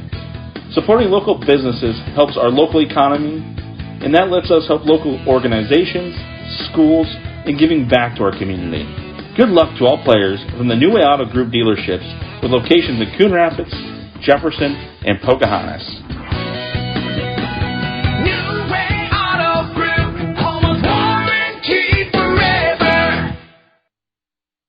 This is Todd Danner, and you're listening to the New Way Auto Scoreboard Show. With me right now is Coon Rapids Bears head coach Chris Moore. The Crusaders tonight fall 64-6 to a very good Audubon team at Audubon to fall to 1-4 overall on the season. Chris, go ahead and tell me about the game a little bit. What was the big difference tonight? Just again came out flat. Just couldn't get anything established offensively, and just couldn't get a good flow to the game going for us. Yeah, like you said, Audubon's a good team. They came out and punched us in the mouth, and we just didn't have an answer for them all night. Obviously, as the score shows. Offensively, Chris, were you able to get anything going offensively in either of the halves? Nope. It was just not our night again. Yeah, I don't even know if we had 100 yards of total offense. It was disappointing, and that falls on me as the head coach. I got to put a better game plan together and give our kids a chance to be successful on the field. Did turnovers play a role in this night's ball game? Nope. I wish that was the case. Mm-hmm. Maybe some calls went against us, but that's out of our control, and we got to get better. Well, what were some of the positives that come out of this night's ball game for you, Chris? Anything that you looked at offensively or defensively that you saw that stood out a little bit for you? Yeah, we got some younger guys in the second half, and obviously you got to score in the second half with Caden on a nice cutback run. So that's positive. Bryce Lewis playing at quarterback for us threw some good balls, and we just missed them a couple of different times. They had receivers open, just off the fingertips. We just couldn't complete the catch. There's definitely some positive things to take away, but just a lot of things we need to get better at for sure too. Well, what's about Audubon that makes them such a dynamic team? Well coached. The kids play hard. They got a good offensive scheme, and keep you off balance, and the quarterbacks play is really good. Holding the ball on their option and reads, and they know when to pull it, and they can gash you for big yards. They got good team speed. Okay, I'll tell you what, Coach. Next week you return home. You play a Fort Dodge St. Edmund team, and they lost tonight in double overtime to GTRA, 54-46. So, what do you know about anything? Know about St. Edmund going to the next week? They have a really good offensive lineman. they played Audubon last week, fairly tough, so we've seen it on film a couple times now. They returned a lot of guys from last year. They're a good ball club. I know their record right now may not show it, but yeah, we're going to have a handful again, and it's homecoming, so we'll have some added distractions with that and fun with that too. So we just got to regroup, and hopefully we can get the kids locked in and get some things fixed and put a better game plan together and have some more success on Friday night. Coach, did you come out of tonight's game then healthy-wise heading into next week's ball game with St. Edmund? Yeah, just normal bumps and bruises. Some guys just battling through some injuries from week one yet, but they keep showing up every week, and it's credit to those guys and their effort, and they continue to come and work hard, even though they're hurting pretty good. So I really appreciate the guys' effort for sure, week in and week out. Well, I tell you what, Chris, I appreciate you taking the time to speak with me tonight, and I wish you the best of luck next week against St. Edmunds. Yeah, I appreciate the coverage, and go Searby. Okay, thanks, Coach. Feld Security of Carroll is the choice of homeowners and business professionals. They choose Feld Security because of the local and prompt service, 24-hour technician support, and the ability to control their security from their mobile device. That makes keeping your property safe even easier. A professional Feld representative can help you create a protection plan for your home or business. No matter what you're trying to protect, they've got you covered. Feld Security of Carroll proudly supports all our area high school athletes. Family owned and operated since 1948, Quant Auto Salvage is the area's best full-service scrap facility. Whether you're looking to sell scrap iron, vehicles, or batteries, or you need to locate that difficult-to-find part for your vehicle, they have what you need. And if it isn't in stock, they can locate it with their nationwide parts database. Quant Auto Salvage. They sell the best and recycle the rest.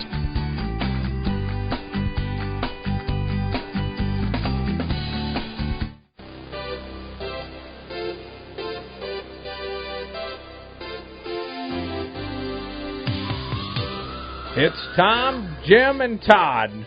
We should probably start our own radio show. There you go. That sounds Other good. than I like the that. Scoreboard show, huh?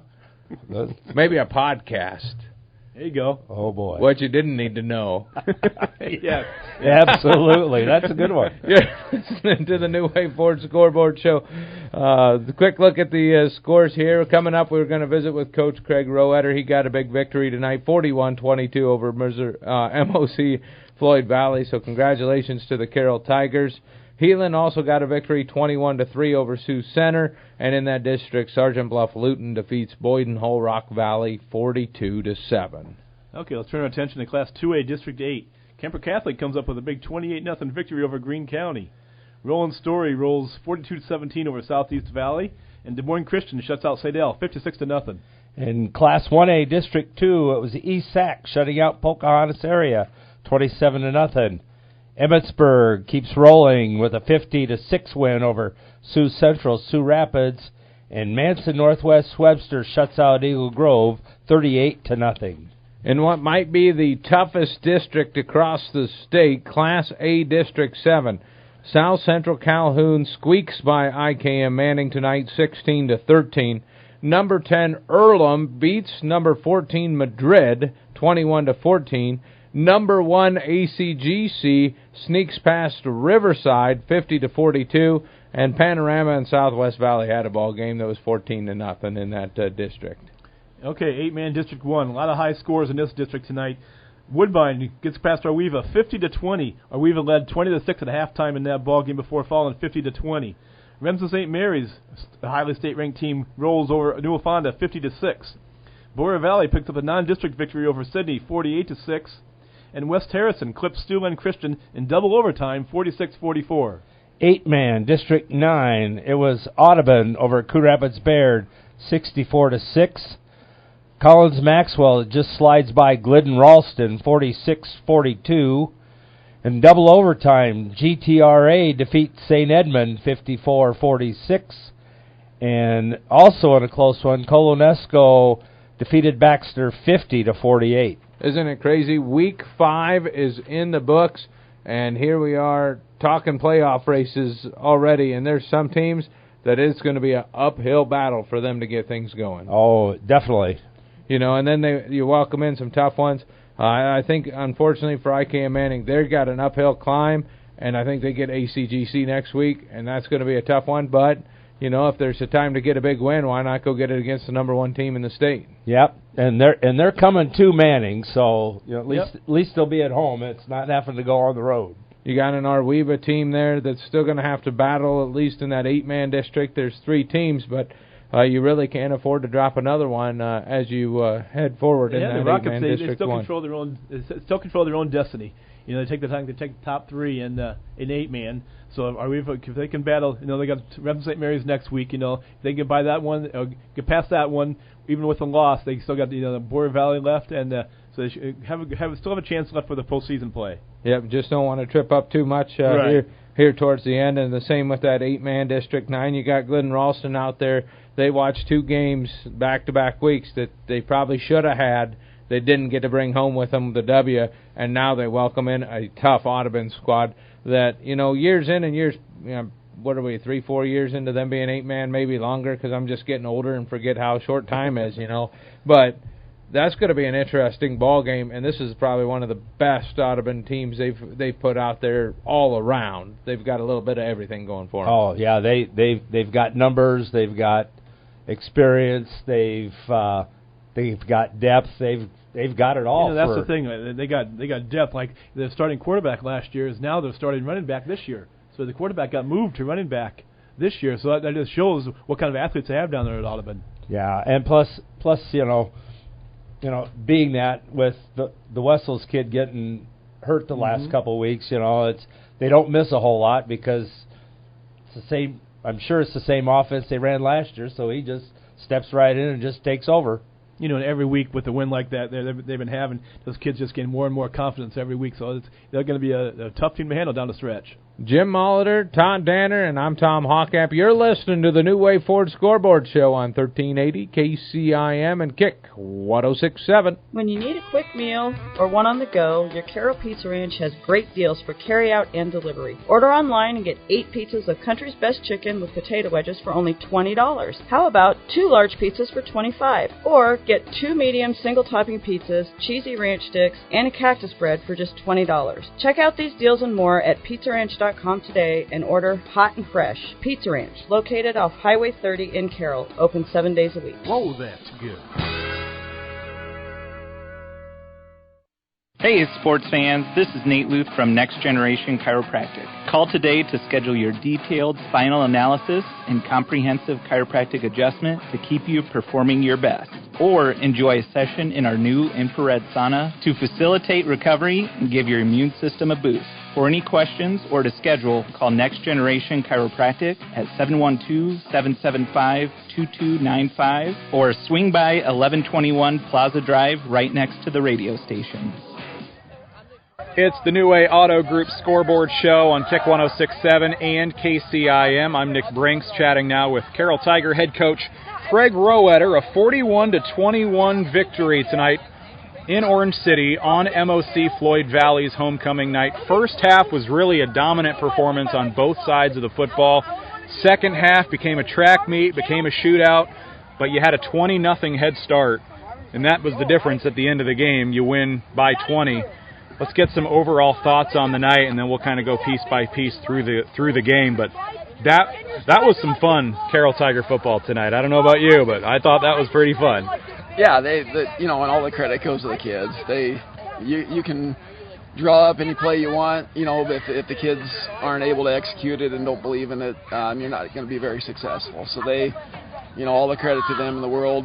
Both offensively and defensively, I felt like we had a good game plan coming in, and I think it did. It panned out.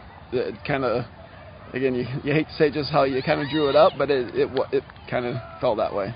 I kind of jokingly thought in the post-game show, I gotta give Coach Rowetter a nod for player of the game for the game plan. You talked to me about it before the game, and like you said, it just kind of played out. That's 3 weeks in a row now that your game plan is just kind of, you haven't had to stray too much from it. No, and they did a nice job, geared up to stop the run on us early, and I was a little concerned, just because they were physical up front. They sold out to stop our run game, and I would too. But then, we were able to get behind them a little bit with Owen Clucky. And again, when you have a pretty dominant run game, the play action pass and it just opens up so much, and then you hit them deep a couple times, and now they're not all up there in the box. And with the exception of the second half, they were all in the box, and we were still running it anyway. Opening drive of the game, you guys cap off a quick drive with a 48-yard touchdown pass to Owen Clucky. At that point, it was his fourth catch in the last 3 weeks, all for touchdowns. He would go on to have 3 tonight on his 4 catches. I think you guys have found something in that number 44. When he touches the ball, there's a good chance it's 6.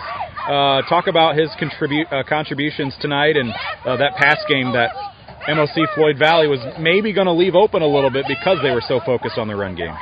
Yeah, it's tough. The tight end position, if you're not Iowa, not many people utilize a tight end.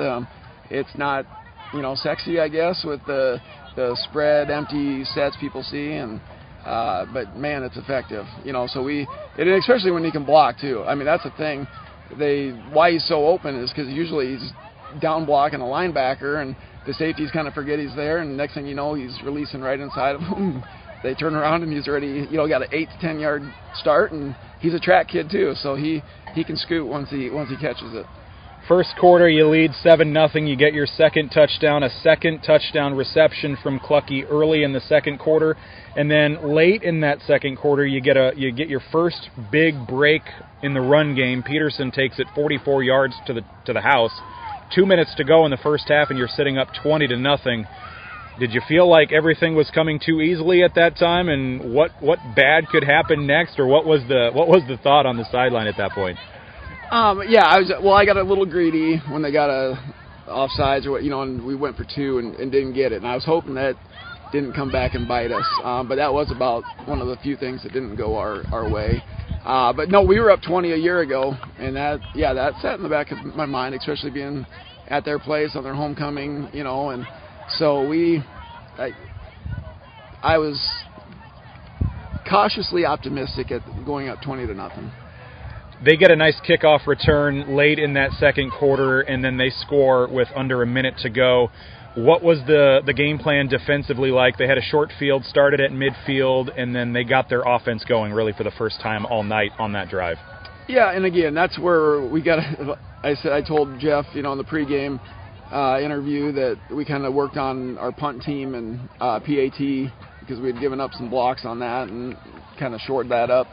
And then the kickoff team that's kind of on them. It's not really on the defense because I think they started that drive at the 50. So again, something to work. It's nice when you have that 20-point win, and still there's a laundry list of things we're going to be working on Monday.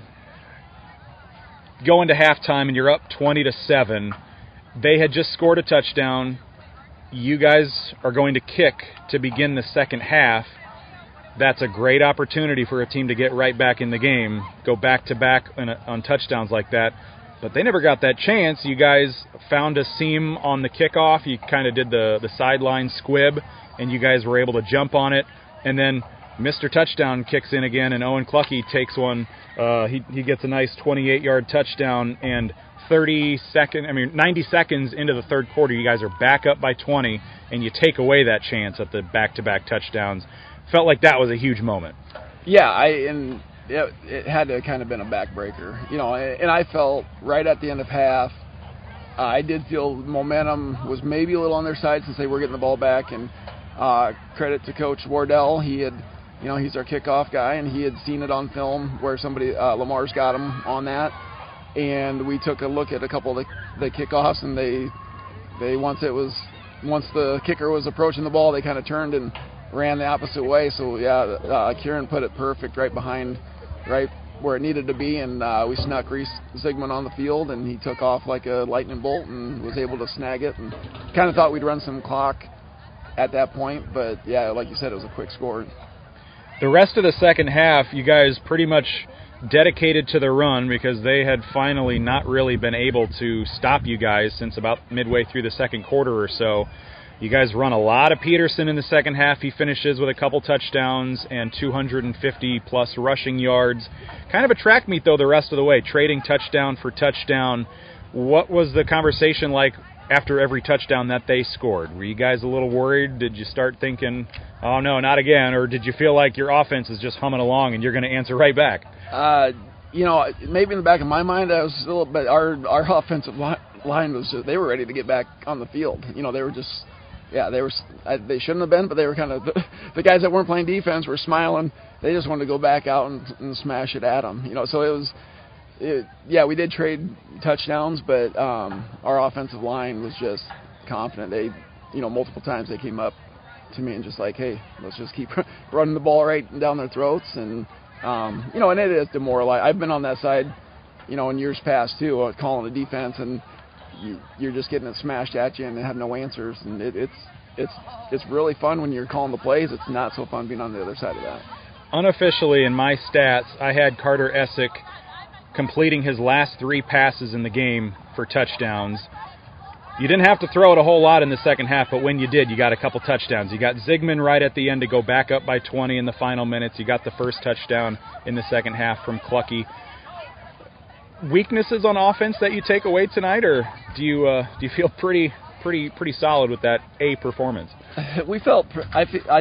I'm sure when I watch tape, I'm going to be shaking my head.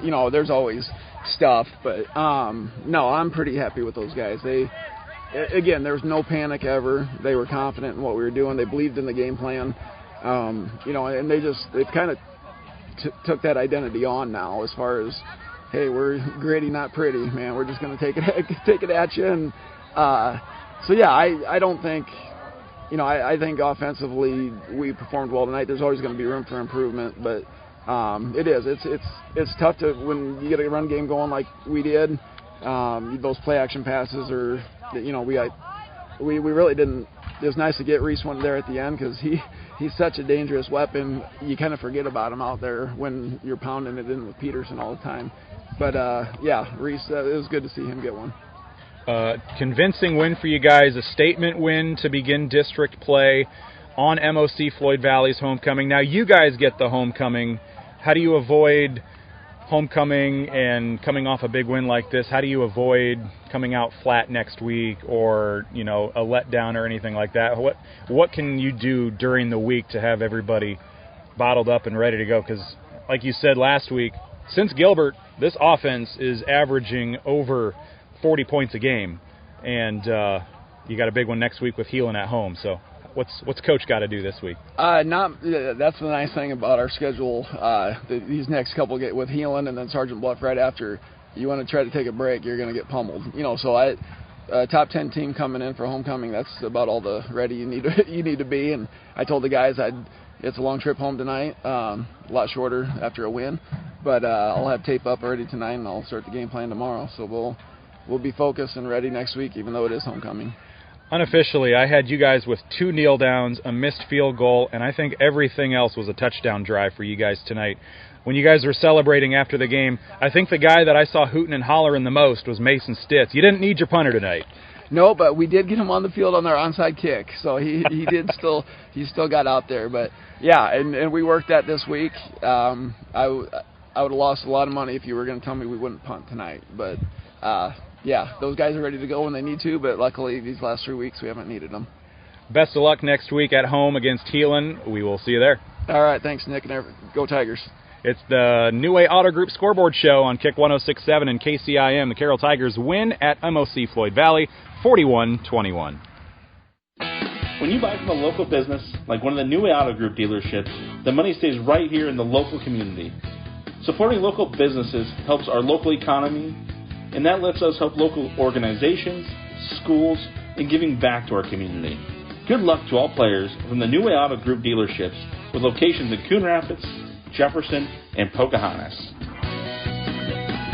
New Way Auto Group, home of warranty forever.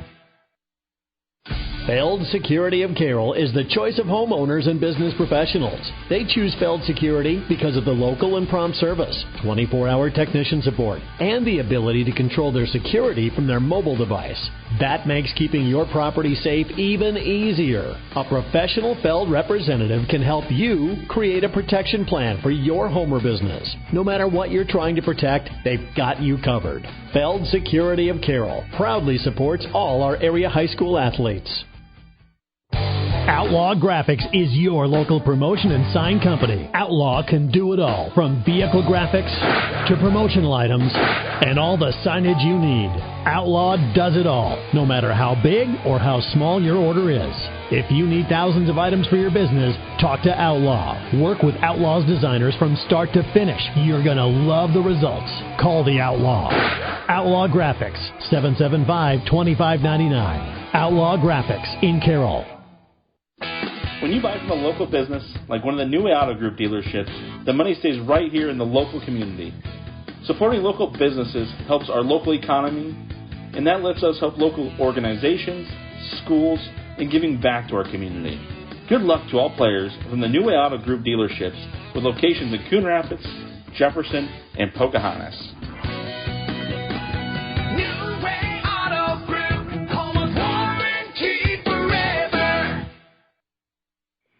Welcome to the New Way Ford Scoreboard Show. With me tonight's victorious coach Eric McCullough of the East Sac Raiders, fresh off a 27-0 win over Pocahontas area. Congratulations, Coach. Tell us a little bit about your game. Yeah, it was kind of a tale of two halves, I guess you could say.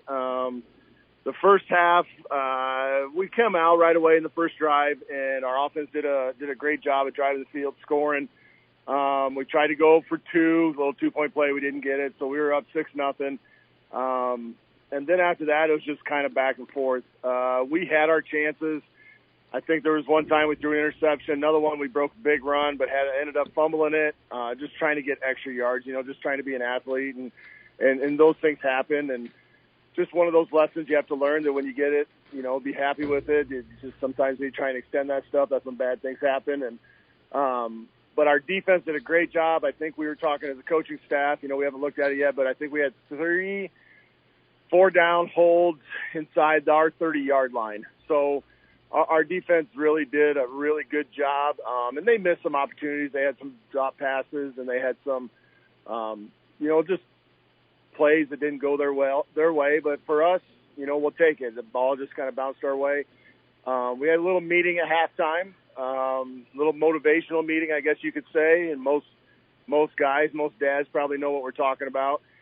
And kind of comes back what we were just talking about off the phone. Doing your job, being responsible for your job up front on offense, on defense, showing up when it's an away game, a road game. That's one thing we challenged our kids this week. It's been a while since we've had a district win on the road. And we just have not traveled well the last couple of years as far as playing on the road. And it showed kind of in that first half.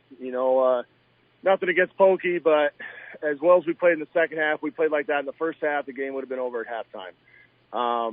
Our guys just really clicked in that second half. And they took the challenge, and that's what we love seeing as a coaching staff. They stepped up. We had a couple big stops. We had a couple big plays, big run plays, big pass plays. I mean, our offense was looking sharp. Our defense was doing their job. I think we had another 1 or 2 4th-down holds, within that time frame sometimes. So it was a total team effort, and the kids couldn't be prouder of them in that second half. How they played. Just after the game, we talked about, and I told them, they all know I don't have any hair, but some reason they want to challenge me and get my blood pressure up.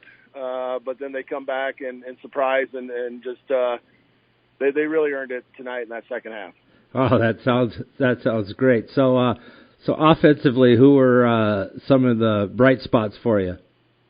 I think our biggest thing, and we've talked about this, is our offensive line has done a great job, and we made some adjustments at half and talked about responsibilities and how we have to talk and communicate with each other. And they did that, and they took care of things, which when they take care of things, Landon Grindle had a couple big runs, huge runs. Sam Julian was making great reads on some of our read plays. Asher Lawler had a great big catch over top of somebody for a touchdown. Carson Schmidt was making plays happen. Jack Gullett was doing his part. I mean, everybody, it was really not one shining star in our offense. We were able to kind of just do a lot of different things. We even lined up in I-back, which we've done a little bit, but not a lot because we had our back up against the wall. And I think we broke a 25 or 30-yard run a couple times, which made them have to adjust their defense, which is what we want.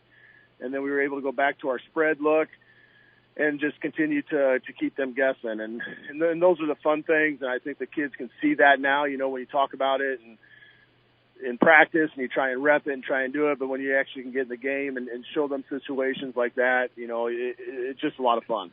Yeah, you know, and now I'm going to go back to what you said and we talked about before we started this, about, you know, doing your job and not worrying about trying to cover, but you do your job and then the next guy does his job, and then everything meshes.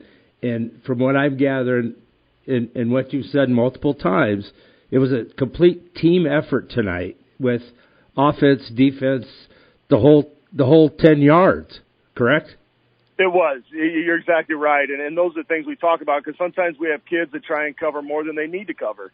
And if they just stay and do their job, because then they overcompensate and they get themselves in bad positions, you know, and they're not able to make plays. And if they worry about just doing their job and then trust their teammate to do their job, just good things happen, you know, and that's what we talk about is that's how you get that team effort. And we don't have anybody that just really outstanding. Defensive line does their job up front. Linebackers do theirs. D-back. I mean, it's just that's what you want is a total team effort. And that's what happened tonight on defense. I mean, there were some times we had to make some adjustments and make some calls just because of what they were trying to do on offense. And once we kind of got that figured out as a coaching staff, then we were able to, you know, eliminate that from their playbook a little bit. And some of the things too, I mean, there's that tailback made us look silly sometimes, and we kind of had to have a timeout and just kind of discuss about just our over pursue. You know, we're just flying around kind of with like a jetpack, you know, and sometimes just not under control. And then we miss tackles, we miss plays. Kind of lets them loose a little bit. We just had to kind of corral ourselves a little bit and just talk about being under control, making sure we're doing our job on defense and flowing like we should. And, you know, those are the type of things we need to do on defense, and then it takes care of itself. Yeah, and, you know, as you were talking and, you know, with everything, you know what, then the kids are having fun, and when they have fun, they play more relaxed. And a lot of times good things happen, and they did tonight. You pitched a 27-0 shutout. That's exactly right. You know, and as a coaching staff, we challenge each other, you know, in different situations, and our offense was doing their job, defense was doing their job, and at the end of the night, you know, that's the kids understand at halftime why we had that discussion and how we just reminded a few fellas of what they could do if they just do it. And then at the end of the night, you see the smiles on their faces. And when you get a chance to go and kind of take away somebody's homecoming game, you know, that's a lot of fun when you're on the road. Just makes the trip that much shorter. Absolutely. Hey, you have Eagle Grove next week up there. So, hey, and they got shut out tonight. So, hey, maybe you can go back and make it 2 in a row. Well, that's what we hope. You know, we have 2 big road games in a row here, and that's a big travel thing. And we talked about that after the game, getting ready for this next week. I mean, just like a win and a loss, you celebrate that over one night, and then now it's reset and get ready for next week. And Eagle Grove, I know they still do some things, you know, and when you have to travel hour and 45 minutes, you just have to make sure your kids are locked in because you just don't want things to sneak away, and that's why this week is going to be important for preparation. All right. Well, congrats again on the win, and good luck next week. Hey, thank you, guys. We appreciate it. Thanks. All right. That's been Eric McCullough for the East Sac Raiders. For more than 40 years, Culver's has brought you fresh, never frozen deliciousness. And since 2012, we have been proud to serve the Carroll community. From mouth-watering burgers to our one-of-a-kind custards, our goal at Culver's is simple. Satisfy your hunger with the highest quality products delivered to you with a smile. Whether you are a coach, player, or parent, Culver's is the perfect destination to build team spirit. Come celebrate 12 years in Carroll with us. Culver's, welcome to Delicious. Hey, sports fans. This is Nate Luth from Next Generation Chiropractic. Call today to schedule your detailed spinal analysis and comprehensive chiropractic adjustment to keep you performing your best. Or enjoy a session in our new infrared sauna to facilitate recovery and give your immune system a boost.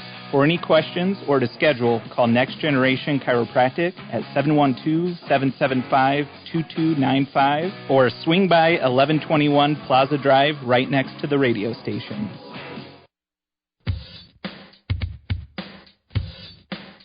You're listening to the Friday Night Scoreboard Show on 1380 KCIM at Kick 1067. Tom Hawkap, Jim Molitor, Todd Danner all hanging out together, going through the scores and talking high school football. We thank all the coaches for taking time out of their night to get back with us. Here's a look at how things went down tonight. 8-man District 9, Audubon takes down Coon Rapids Baird 64-6. Collins Maxwell over Glidden Ralston 46-42. GTRA uses a double overtime to get past St. Edmunds 54-46, and Colonesco over Baxter 50-48. All right, 8-man District 1. Arweva travels over to Woodbine tonight and returns home with a 50-20 loss to the Tigers. Remsen St. Mary's continues to roll 50-6 over Newell Fonda. Boer Valley goes out of district play to roll 48-6 over Sydney, and West Harrison picks up a nice 46-44 victory in double overtime over Siouxland Christian. Class A, District 7. South Central Calhoun defeated the IKM Manning Wolves 16-13. Panorama shuts out Southwest Valley 14-0. Earlham 21, Madrid 14, and ACGC over Riverside 50-42. In that class, 1A District 2, we just heard from our friend Eric McCullough. ESAC 27, Pocahontas Area 0. Emmitsburg rolls over Sioux Central and Sioux Rapids 50-6, and Manson Northwest Webster blanks Eagle Grove 38-0. Class 2A District 8, Kemper Catholic picks up a big 28-0 victory over Greene County. Roland Story rolls over Southeast Valley 42-17, and Des Moines Christian shuts out Sadell 56-0. And finally, our Class 3A District 1, it was the Tigers from Carroll over MOC Floyd Valley 41-21. Bishop Heelan, Carroll's next opponent, defeated Sioux Center 21-3, and Sergeant Bluff Luton defeated Boyden Hall Rock Valley 42-7. An exciting night of high school football. Playoffs are going to be here before we know it. We're sitting 4 weeks away from playoffs actually starting. 3 weeks to get it all decided on how people are going. Yeah, that's true, and it's going to be interesting. There's going to be some interesting games in the coming weeks, and we'll go from there. Really, the interest gets going next week. Yeah. Let's take a look at this schedule for next week. Bishop Heelan is at Carroll. Jeff Blankman's going to do that game. Kemper at Des Moines Christian. That's going to be Nick on Kick 1067. ESAC at Eagle Grove.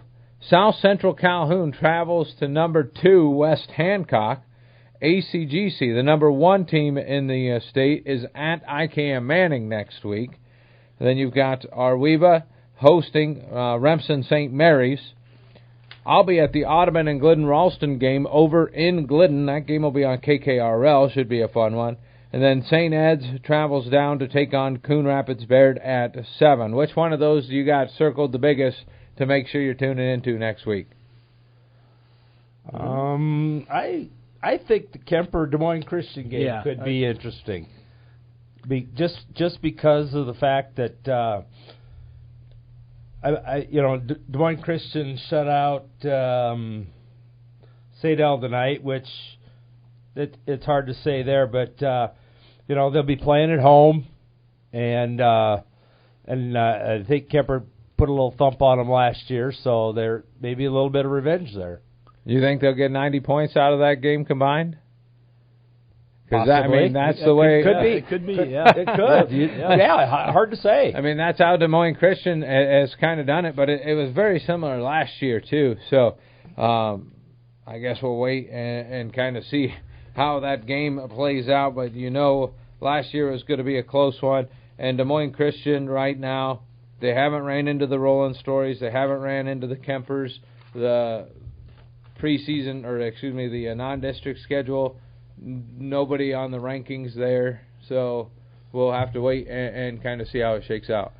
Yeah, it'll be an interesting game. The Carroll Heelan game ought to be a pretty good one too. That should be a real good ball game next week. Carroll's getting Heelan at home. I'm sure the Tigers are going to be ready for that one. And like I said, another one is Remsen St. Mary's at Arweva. Arweva goes to Woodbine tonight and plays a terrific first half, and then ends up losing big to the Tigers. But it's a gauntlet of a schedule for them right now. Next week's at third-ranked Remsen St. Mary's playing at Arweva. So it'll be interesting to see if Arweva can bounce back and give St. Mary's a contest before still controlling their own destiny.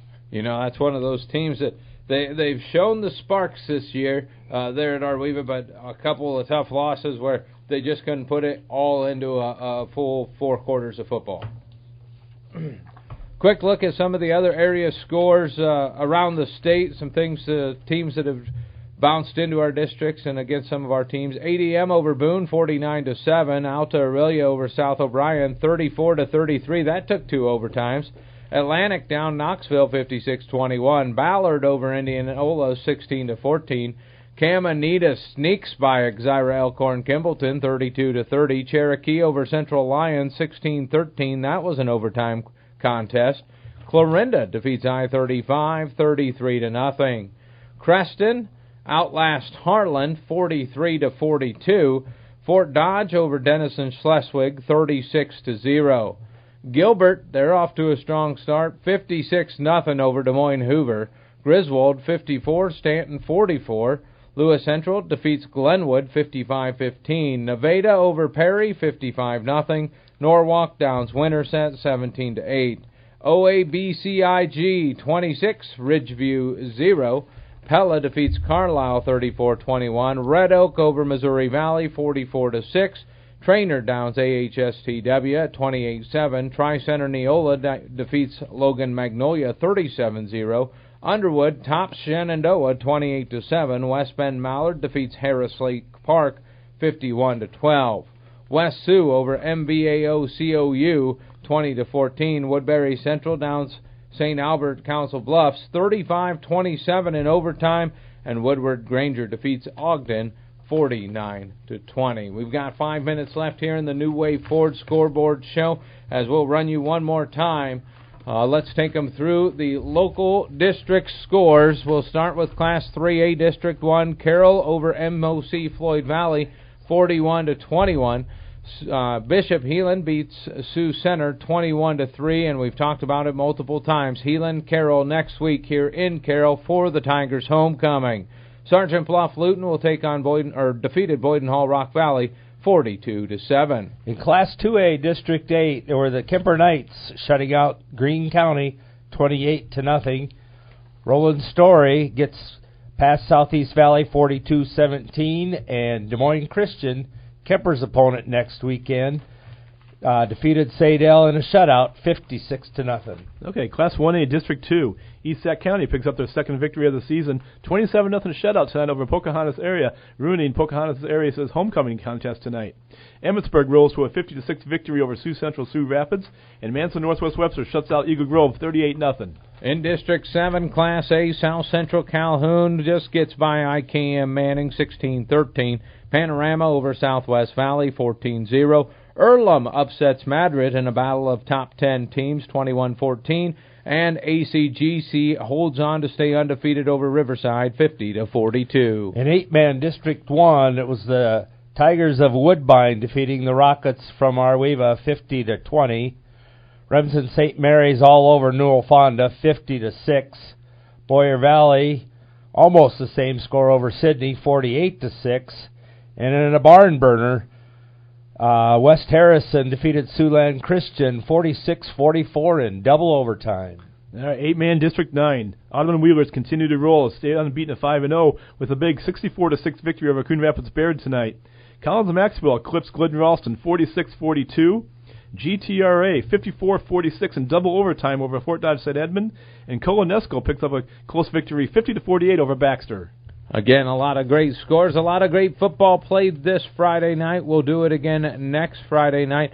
here on the New Way Ford Scoreboard Show. And a quick look at that schedule again. You can listen to the Bishop Heelan at Carroll game. That game will be on KCIM. Kemper traveling to Des Moines Christian will be on our Kick 106.7, and I will be in Glidden as Audubon comes in to take on the Wildcats of Glidden-Ralston. That game will be on KKRL. So an exciting week next week. Mason Nealon, Todd Danner, and Jeff Honnold will be on the Scoreboard Show.